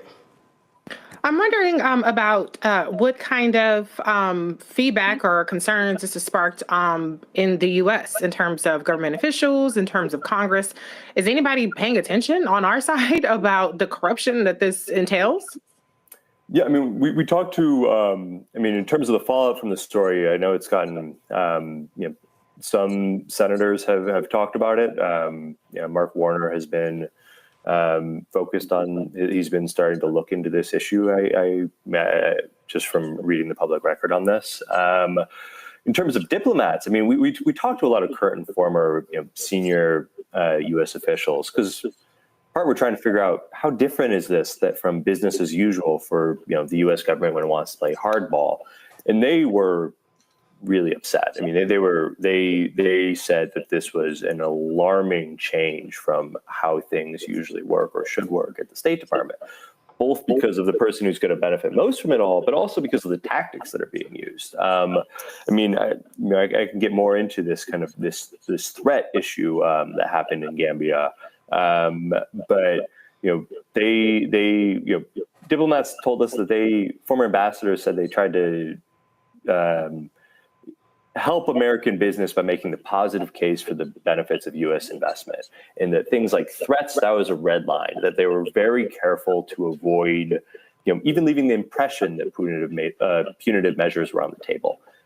And then they were extremely careful to avoid even the appearance of conflicts of interest, let alone something like this. I mean, one former high-level State Department official told us that this looks like crony capitalism. Another said, I honestly didn't know that we were capable of doing this. So, I mean, I think there's certainly concern inside the department about it. There's not been anyone currently there who's speaking out publicly about this for understandable reasons. Greg?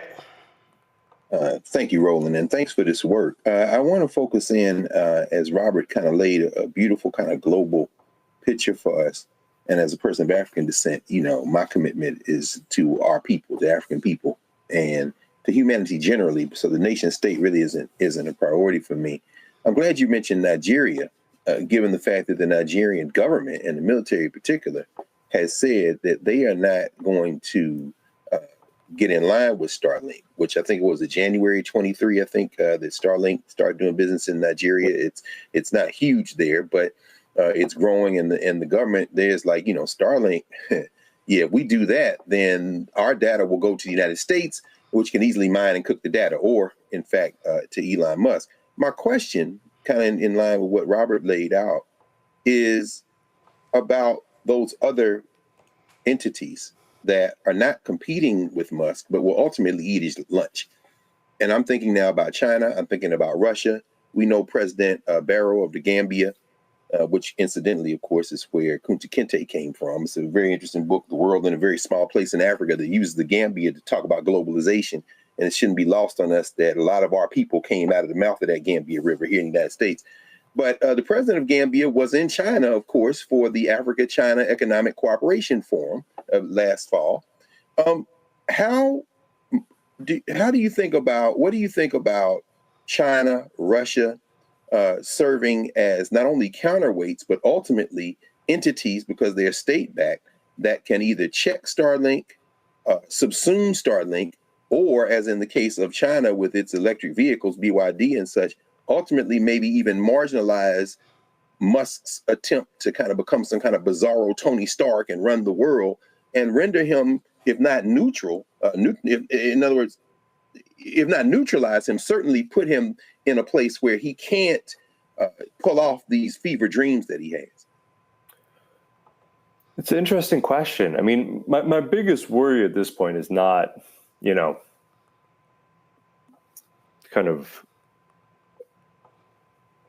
if we ultimately are talking about potentially a place where several superpowers are competing aggressively for resources in Africa, I mean, I think that's a picture that ends poorly. The Russians, look at what the Wagner group has done in places like Mali, Central African Republic. I mean, it's really,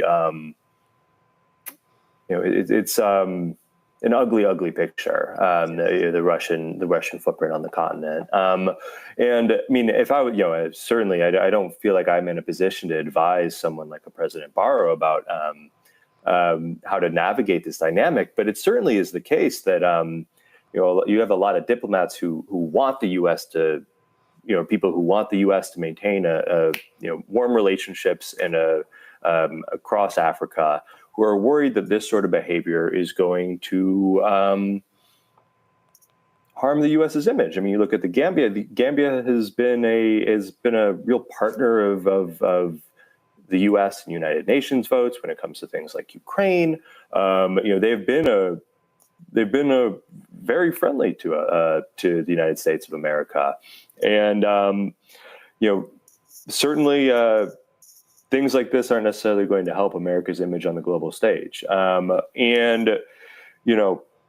It's interesting because this is really, it's a race for it's a race to get as much market share as possible, as quickly as possible, because this is a really new technology, and especially in rural areas, in continents where there is not the kind of broadband infrastructure that exists in much of the U.S. There's massive quantities of money on the table. I mean, Starlink is valued at the astronomical valuation it has right now, not because it's making a ton of money right this second, but because investors have this hope that it's going to, catch like wildfire over the world stage. And it's interesting that that's not only how Starlink is thinking about this, but you look at internal State Department cables. That's now how U.S. government officials are talking about, their goals for the company. They want to help them beat the competition, particularly from the Chinese and these other foreign startups. And so, you have State Department documents from last month that we got a hold of that say, one, have senior diplomats saying they want to give Starlink a first mover advantage in the country that they're based in. And two, that the next 18 months for Starlink are critical. They got to get these licenses now because they need to get there ahead of the competition. And that's, I think, part of why you're seeing such intense efforts bearing down on, these democratic nations in Africa. Absolutely. Thank you, man. Great reporting here. Critically important that we understand what is going on here. And Joshua, great job from ProPublica. Y'all keep doing great work. And folks, if y'all want to support ProPublica, they're a nonprofit journalism entity. Look, it's a lot of national media not doing stories like this, not doing deep dives. And so go to ProPublica.org to support their work. Joshua, thanks a lot. Thanks so much for having me. I'm going to go back to our panel, Robert. I'll start with you. I mean, but we need to understand. People need to understand the point that you were making is that, look, you don't have landlines. The reality is cell phone service has been tremendous across the continent. That's one of the reasons it's been growing. You've got African billionaires that control a lot of these cell phone service companies. But now what you have is now the next frontier. And not only is it getting a foothold, this is about, again, frankly, raping the continent. That's what this is about. You're absolutely right. I think people need to fully understand what Musk has been building empire-wise over the course of the last 20 years that you've been paying for. I want to remind people that Elon Musk is a welfare queen. None of his companies are profitable. Tesla's not profitable. Starlink isn't profitable. Boring Company is profitable. Neuralink isn't profitable. The reason he's rich right now is because over the course of the last 20 years, he's gotten $36 billion in U.S. government contracts. And hold up, the only reason he made money last year with Tesla is because of the government contracts, because he would lost money the last quarter with Tesla. Exactly. And so when we're talking about him being the world's greatest welfare queen, essentially, what he's attempting to do is these companies are not independent of each other. The reason you buy Twitter at a loss is so that you can control information. And we saw that the last election was won through his control of the information stream. The reason you buy SpaceX is so that you can deliver your satellites into outer space in order to control the information stream. The reason you buy Starlink is so that you can control the internet, so that can control the information stream on your social media apps. And what happens when Elon Musk can effectively control the information stream for the entirety of the global community? With the assistance of the United States government forcing countries, if you want to do a business with America, you have to use Starlink. If you want diplomatic aid, because we've now closed down USAID, a condition will be you use Elon's products. And guess what? It's beyond just the Starlink system.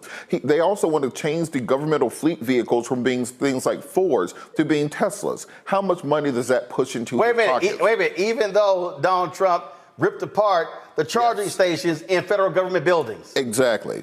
Because those charging stations were under regulations that all EVs had to use them. Now with Elon Musk, now you can put in a new federal regulation that will just be using Elon Tesla charging stations. They want to use the Boring Company to build underground high-speed rail networks that will be controlled by Elon. And very little regulation. He can pretty much do whatever the hell he wants to do out there in Las Vegas because he wants to bypass regulation. Exactly. And so then you take it a step further. The Optimus robot that he's doing now, if you heard Lutnick, the Commerce Secretary, say we're going to bring manufacturing back to America and it will be robotic. Who the hell has a robot company? Elon. If you want to look at the Neuralink program, where it's going to be doing brain implants, so we'll be able to help people interface, guess what else that we'll be able to do? You'll use his Starlink satellites to connect to the chip that he's putting in people's brains. So when we talk about someone who's trying to gain global power, these aren't conspiracies. These are just the things that he is doing right now, and we are funding them as taxpayers. And when you're talking about putting a $250 million investment to win the last election, it costs less to buy America than it cost him to buy Twitter. And what we see as a result of that right now from Mr. Musk is that he has wholesale gotten rid of all regulatory frameworks around his testing of Super Heavy and Starships down in Boca Chica, Texas, so much so he was able to buy the town. They voted last week to rename Boca Chica Starbase, Texas, because that's now Elon's own personal city. I want people to understand how large this issue is. We're talking about someone who wants to control the global flow of information, that he will be the Thomas Edison of Central America, of South America, of Africa in the next generation.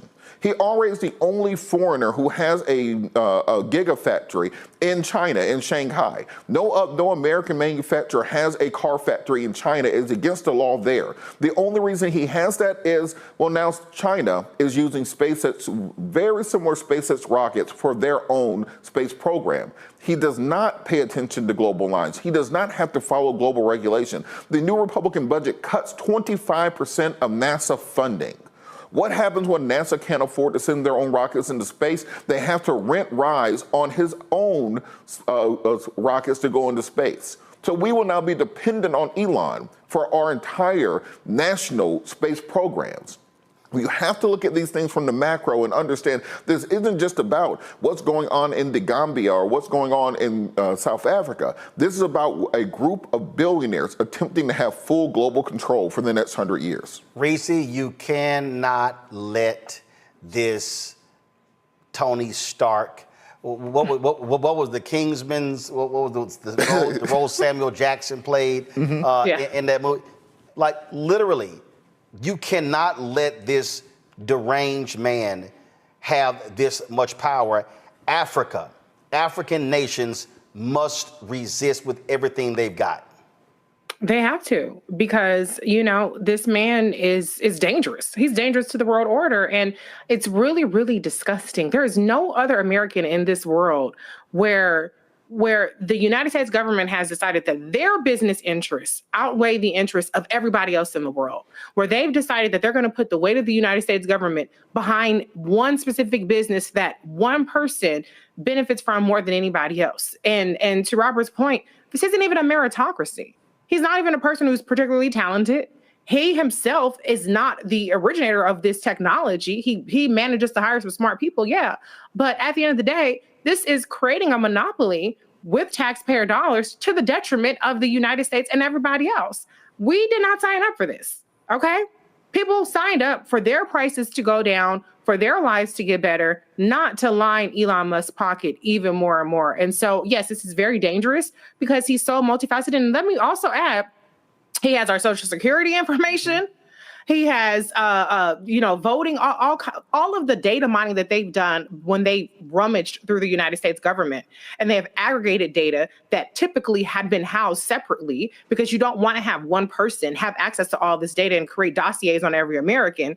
This is the same person that has that information as well. So he has used the United States government for his personal gain. He's gotten everything he can get out of it in terms of the information on hundreds of millions of Americans, and he's going to take that pillaging globally even more. So yeah, this is disturbing. It's very disturbing.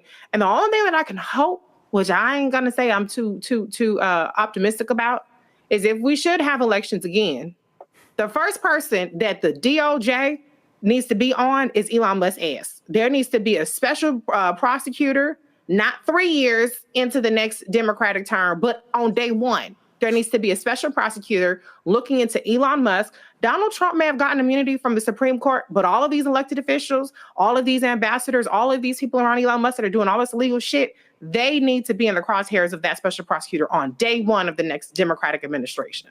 There's nothing about Elon Musk, Greg, that I trust. No African leader should trust him. He should be nowhere near these countries. And again, they must say no. And Gambia is fighting as hard as they can, but the United States wants to break their will. I hope that brother I hope he absolutely stands strong. I think he will, to the degree that he has strong partners. Partners may be too strong a word. Robert, again, you've laid it out, brother. This is the new scramble for Africa, which isn't new at all. This goes back 500 years. This is why they snatched us. We're nearing the end of the contemporary world order. The age of Europe is coming to an end. The United States is burning brightly in terms of its white nationalism, but make no mistake about this. And this is to all those who cling furiously to the descendants of slaves concept, or foundational Black Americans, or B1s, or whatever other foolishness you've allowed grifters to inject into your brains. It's time to be smart now. This is the end of the age of Europe.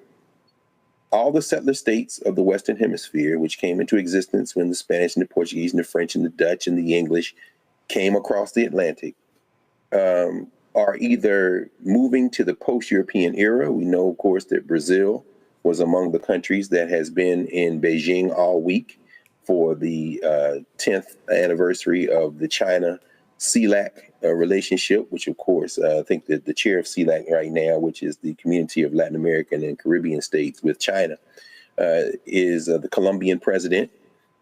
They're moving past the United States. The Monroe Doctrine will be in the ash can of history, as will probably be the concept of the nation state.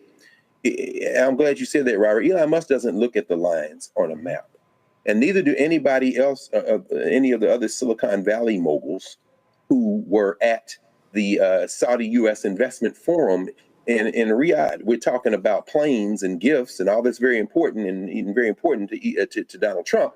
But if you saw the pictures of Elon Musk shaking hands with the Saudis, perhaps you missed the fact that the CEO of Palantir and Musk's friend Alex Karp was there. Perhaps you missed that Musk's rival, Sam Altman from OpenAI was there. In other words, these people don't look at lines on a map. Only the people who are not paying attention are looking at lines on a map.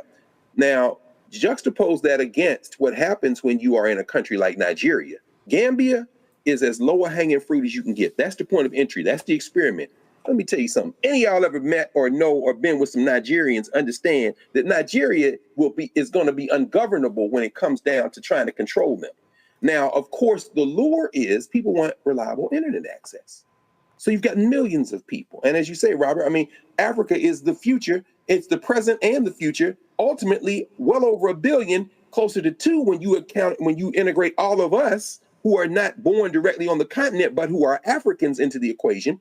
We are now talking about countries that will reject the quote unquote soft power of the United States, even as it unilaterally disarms in that regard. Shout out to little Marco, who has decided that he's going to be the errand boy in degrading the concept of American values, which was already degraded, but the rest of the world's laughing and has always been laughing. It's getting louder. But on the African continent, Africa just needs a little bit of breathing room. This might be the last chance it has for the next cycle, and like you say, Robert, maybe through the end of the century, to get that breathing room to build our innate capacity to develop our own spaces. Finally, for the American Negro, this is the message to the American Negro. Your master don't love you, never has. You will never be a member of this polity as some kind of equal partner. And your best bet is to reach your connections globally, because what they are doubling and quadrupling down on in the United States, turning inward, is the imminent collapse of the polity as it recedes in global influence and global power. And Donald John Trump is no more an American than Elon Musk is when it comes to feathering his own pockets with your tax dollars. So while you clinging to the flag, he clinging to his pocketbook. And we would best build solidarity with the people of the world. And that's going to be our best bet to resist as we fight for our voting rights and all that stuff here domestically. It's a lot that we have to recognize, and trust me, it is not going to end. Hello, I'm Isaac Hayes III, founder and CEO of Fanbase. Listen to what I'm about to tell you. The window to invest in Fanbase is closing. We've raised over $10.6 million of our $17 million goal. That means there's room for less than 6,370 people to invest in Fanbase for the average amount. The minimum to invest in Fanbase right now is $399. That makes you an owner in Fanbase today. Go to startengine.com/fanbase to invest. Why? Because current social apps have taken advantage of users for far too long, with content suppression, shadow banning, harmful racist content, and no real tools for monetization and equity. Fanbase has over 1.4 million users and counting, allowing anyone to reach all their following and monetize their content from day one. Social media is the new TV, and whoever owns the apps that distribute that content have the opportunity to own potential billion-dollar companies. While big platforms with uncertain futures are failing to serve their users, Fanbase is stepping up to fill the gap. Don't wait until it's too late. Invest now, invest for yourself and your future. Go to startengine.com/fanbase and own the next generation of social media.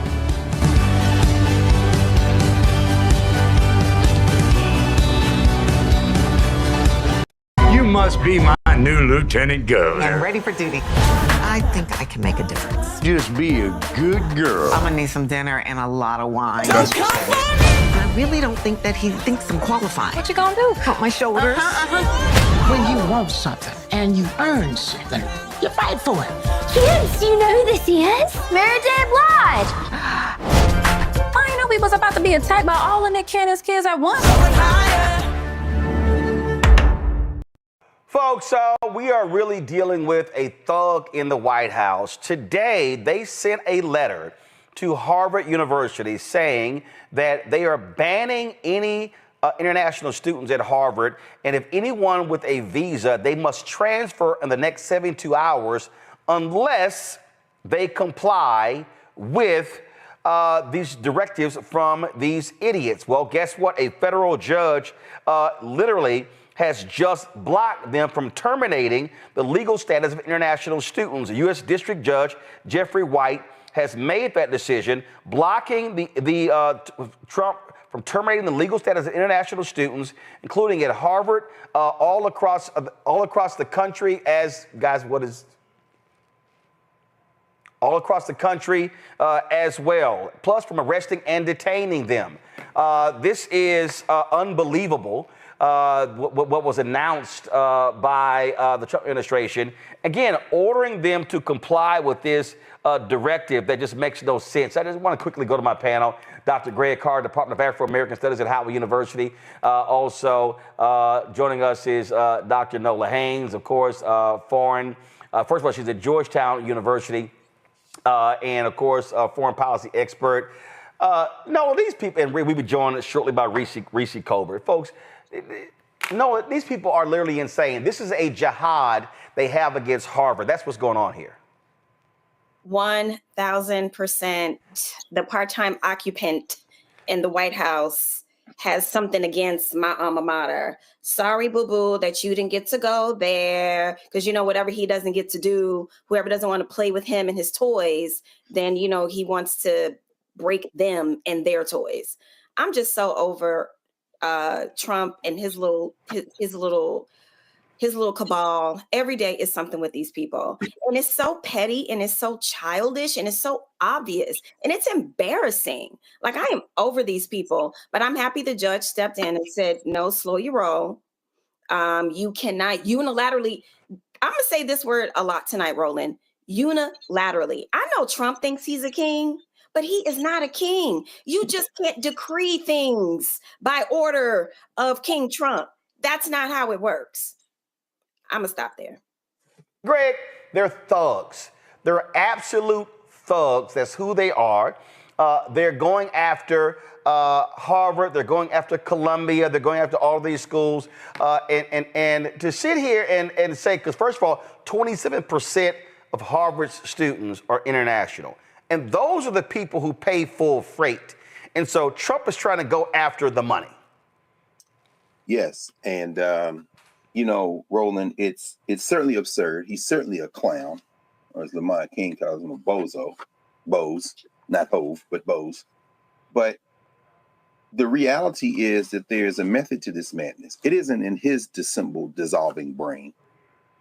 It's in the brain of Russell Vought and Project 2025. You know, remember, Russell Vaught's the quarterback of Project 2025. Chapter 2 of Project 2025, Executive Office of the President of the United States. Vought elaborates on this absurd, expansive theory of the executive. Basically, the president is a king in the mind of this clown.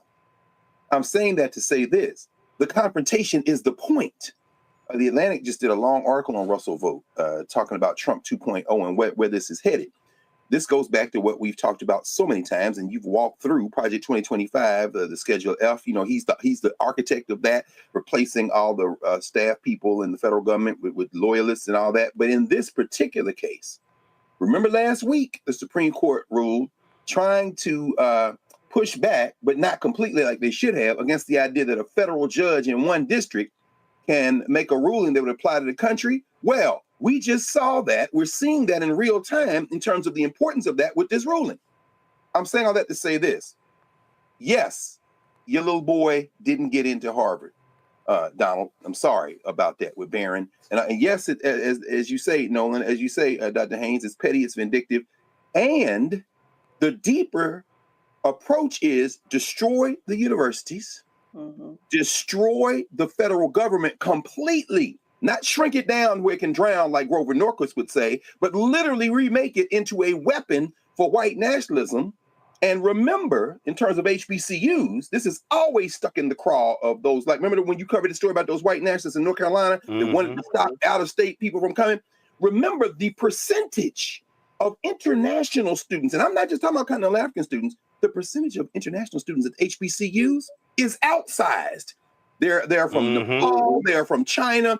This is an existential threat to the intellectual infrastructure of K-12 and university level. They're not going to get away with it in the short term, but make no mistake about it, they are doing this to force a confrontation with the courts, not to try to be nice and avoid one. Oh, absolutely. That's exactly what's going on. I mean, so they want this battle. They want this fight. This is what it's all about. Reese Colbert joins us right now. And Reese, I'm telling you, let me be real clear. I don't give a damn about Harvard. I don't.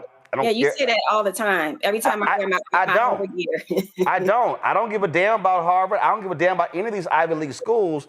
But what I do understand is that what they are doing is a precursor to what they want to do to other schools, and HBCUs better take notice. Well, that's 100% correct, Roland. And to be fair, that's probably why they go after Harvard, because who's going to be that sympathetic of Harvard? It's a bunch of Ivy League educated people.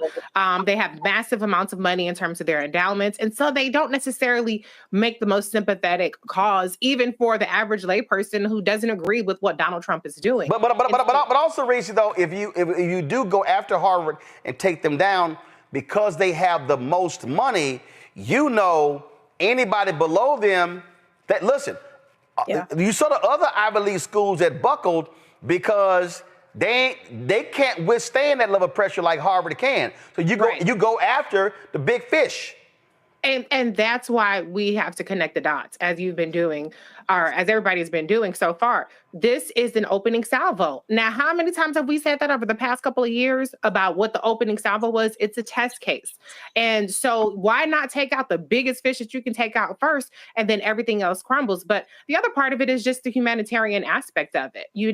Harvard is powerful. Individuals are not powerful. And so if people have to be worried about being snatched off the street because arbitrarily Kristi Noem with her stupid ass, or whoever, Marco Rubio, decides that they're going to revoke a foreign student's visa status, that it makes them less likely to not only want to study at Harvard, but to want to be in this country at all. Mm-hmm. And so we have made a trade-off through Donald Trump between white South African pro-apartheid peasants and physicists and doctoral students who are from other countries, all because of the priority and the delusional misplacement of value that Donald Trump puts on whiteness. And so this week could not be any more glaring about how wrong the choices this administration is making and how wrong of a direction this country is heading in. Every single thing, when you look at all the choices that are being made and the fake justification for them, this shit is beyond off the walls crazy. It is. And what we're dealing with here again, and I need people to understand, and we're putting this in the context because it rightly deserves it. We're dealing with thugs. We're dealing with arrogant individuals. We're dealing with people who do not believe in the rule of law. Right. These folk don't believe it, Nola, and what they are in their minds. The only court that matters is the right-wing Supreme Court, and they pissed off at Amy Coney Barrett because she's not falling in line. She's not Clarence Thomas or Sam Alito, and so they've thought, oh man, we got us 6 hardcore. They let go of Roberts because he still pissed them off with the Affordable Care Act. They thought they had 5 solid. Now they mad as all get out because Trump's whole deal is, I got my court. I can do whatever I want to do because they gonna let me. Oh yeah, 1,000%. And it's really interesting when you are in power. And in this case, we're talking about the Supreme Court. And if you look at Congress, they're really you have to reconcile with yourself. Am I willing to forego my own power in service of Donald Trump? And I think this is one of the things that we're confronting, right? It's people trying to deal with their own situation and their own power, and then also realizing, wait a minute, the seriousness of what we are talking about. You are literally talking about abandoning the rule of law. They already, work their hoodoo in terms of voting. So they want people to be complicit in completely destroying democracy. And when you are in a situation to where you can participate in that, and then you have to say, wait a minute, and you have to really sit down with yourself and ask yourself, is this what I want to be doing? Is this what I want to, is this the legacy that I want to leave? To completely abdicate my own power and service to a megalomaniac, right? So, and I don't know, in all truth, how many Republicans are actually going to have that come to Jesus moment. I'm tired of hearing from people that, behind closed doors, they're saying this, they're saying that. I don't care what they're saying behind closed doors. What I care about are their actions. What I care about is what they did last night. with this horrible, big ass ugly bill. There's nothing beautiful about it. So when it comes to the Supreme Court, where we know that that's kind of like the last bastion of hope, they kind of are like the levee walls, right? You really have to confront yourself and ask yourself, what do you want your legacy to be? Do you want all those history books written about you being complicit and completely giving Donald Trump, Steve Bannon, all of them, Stephen Miller, the whole gang, the whole cabal, the entirety of the United States of America? It's overwhelming. It's exhausting because every day it's something. But I will say, just like Trump won, the judiciary has stepped up in many cases to hold the walls of democracy. We'll see if that will continue to happen. Oh yeah, I mean, Greg, I for all them simple Simons out there who we kept trying to explain why the courts matter, and they listening to these fools, yelling and screaming that they Pan-Africanists and all this little nonsense, and saying, oh, your vote don't matter, and them judges don't matter. Well, guess what? We are literally seeing this thing being barely held together because of judges. And what's pissing Republicans off is conservative appointed judges who kind of believe in the rule of law. And it's driving them crazy that they're ruling against them. It is driving them crazy, and it's a compelling choice of phrase that you use there, Roland. A white nationalist isn't just a domestic white nationalist. When you talk about something being barely held together, I'll tell you something else is being barely held together, and that's this coalition that is allowing this. The domestic white nationalists, the white nativists, the white American nativists, the white U.S. nativists are America first, for sure. But then you've got the white internationalists. This is what we're seeing with the Afrikaners. Donald Trump wants to set him up as the defender of the white world. So if you're anywhere in the white world, come to America. This is, of course, the fever dream brain of Stephen Miller, his little political cretin in the White House. They want to attract all the white people here as if they can reverse the demographic, which of course they can't. But then there are other elements. Of course, Elon Musk is a pure grifter. That's why we saw him in the White House yesterday, because he wants Starlink in South Africa, and Cyril Ramaphosa and the South African government isn't going to allow any of his business to do that come there without making sure that there's an equitable distribution among the population in South Africa. That's why he's pissed off. Then you have, of course, Steve Bannon, who's fighting with Elon Musk because he's a white globalist and also a nativist. All those elements are there. In this case, you're absolutely right about the courts. As everyone has said, as Reese has said, and as Nola's just said, the courts are the line of last defense. But remember what Russell Vought and what those who believe in this unitary executive theory are saying is that the courts don't matter. So what they're going to do, what they are pushing toward, is open defiance. That's why you saw the judge in Massachusetts with the rendering that sent people somewhere out of the United States. Apparently it was supposed to be South Sudan, but we don't know now where the plane is. And so the judge says, well, they can remain outside of the country, but they must have these cases resolved. They got to have due process. Well, that's a concession, but what it really is an attempt for the courts to say, we don't want to just openly hold you in contempt, because what we think you will do is simply say, we don't care. You see that previewed in Propaganda Barbie.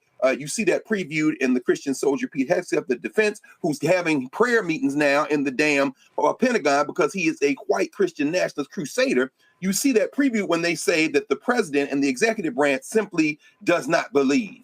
What does that mean? That means the law says this, but the president doesn't believe that the law is correct.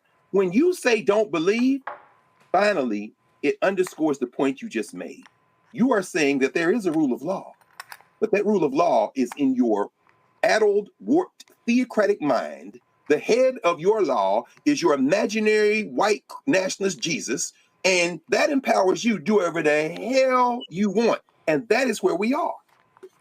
See, Ray, when I listen to these people, oh, you have Trump derangement syndrome. Y'all just keep talking about this. I'm like, y'all don't understand. These people are not playing. They are trying to figure out how much can we get away with? How much damage can we wreak in this country? That's the game here. This ain't no time to be playing jokes. These people are deadly serious about their thuggish ways. Absolutely. I mean, look, they've already gotten generational gains. We said this back when when Donald Trump was elected in 2016, and we said that was on the line in 2020 as well. And it's the same thing. What they're playing for now is for keeps. They're not playing for a generation. They're playing for a permanent realignment that will solidify their white minority rule, and more specifically, white billionaire minority rule. Because trust me, those little South Afrikaners that they done brought in, they're going to be out there tilling the fields with the other white farmers that are being displaced by this war on USAID and the tariff wars. And so this is strictly about making sure that they are entrenched and ingrained in every single aspect when it comes to power. That's why they're going after Congresswoman McIver. They're saying, they've already said judges don't matter. They arrested a white lady judge, and she's still facing charges in Wisconsin. Now they've arrested a black woman congresswoman because they figure, who gonna give a fuck about a black woman being already abused by these mass ICE agents, and then turn around and have her power, the power that is vested in her through the Constitution and through her duties and her being an elected official, stripped from her. And so they have strategically, and to their credit, they've been very, very clever about this. They have each time picked their target that will result in the least amount of resistance, that will result in people saying, well, that ain't got nothing to do with me. That's what they're doing right now with this Medicaid cuts, with these SNAP cuts. I ain't on Medicaid. I ain't on SNAP. I work for my stuff. I ain't getting no hands out. They know what they're doing. And even though as much as we try to call it out and try to tell people, like, stay woke, like this is what the tea is, people still have their heads in the sand. That's why we had 89 million motherfuckers stay at home when everything was on the line. Not even just trying to undo some of the damage of Trump, which Biden Harris managed to do, but to try to hang on to some semblance of a country. I know Dr. Carr ain't gonna miss it, but for the rest of us who kind of like the kind of thing, we got a good game going on, shit's canceled. They playing for keeps, like you said, Roland. Hello, I'm Isaac Hayes III, founder and CEO of Fanbase. Listen to what I'm about to tell you. The window to invest in Fanbase is closing. We've raised over $10.6 million of our $17 million goal. That means there's room for less than 6,370 people to invest in Fanbase for the average amount. The minimum to invest in Fanbase right now is $399. That makes you an owner in Fanbase today. Go to startengine.com/fanbase to invest. Why? Because current social apps have taken advantage of users for far too long, with content suppression, shadow banning, harmful racist content, and no real tools for monetization and equity. Fanbase has over 1.4 million users and counting, allowing anyone to reach all their following and monetize their content from day one. Social media is the new TV, and whoever owns the apps that distribute that content have the opportunity to own potential billion-dollar companies. While big platforms with uncertain futures are failing to serve their users, Fanbase is stepping up to fill the gap. Don't wait until it's too late. Invest now, invest for yourself and your future. Go to startengine.com/fanbase and own the next generation of social media.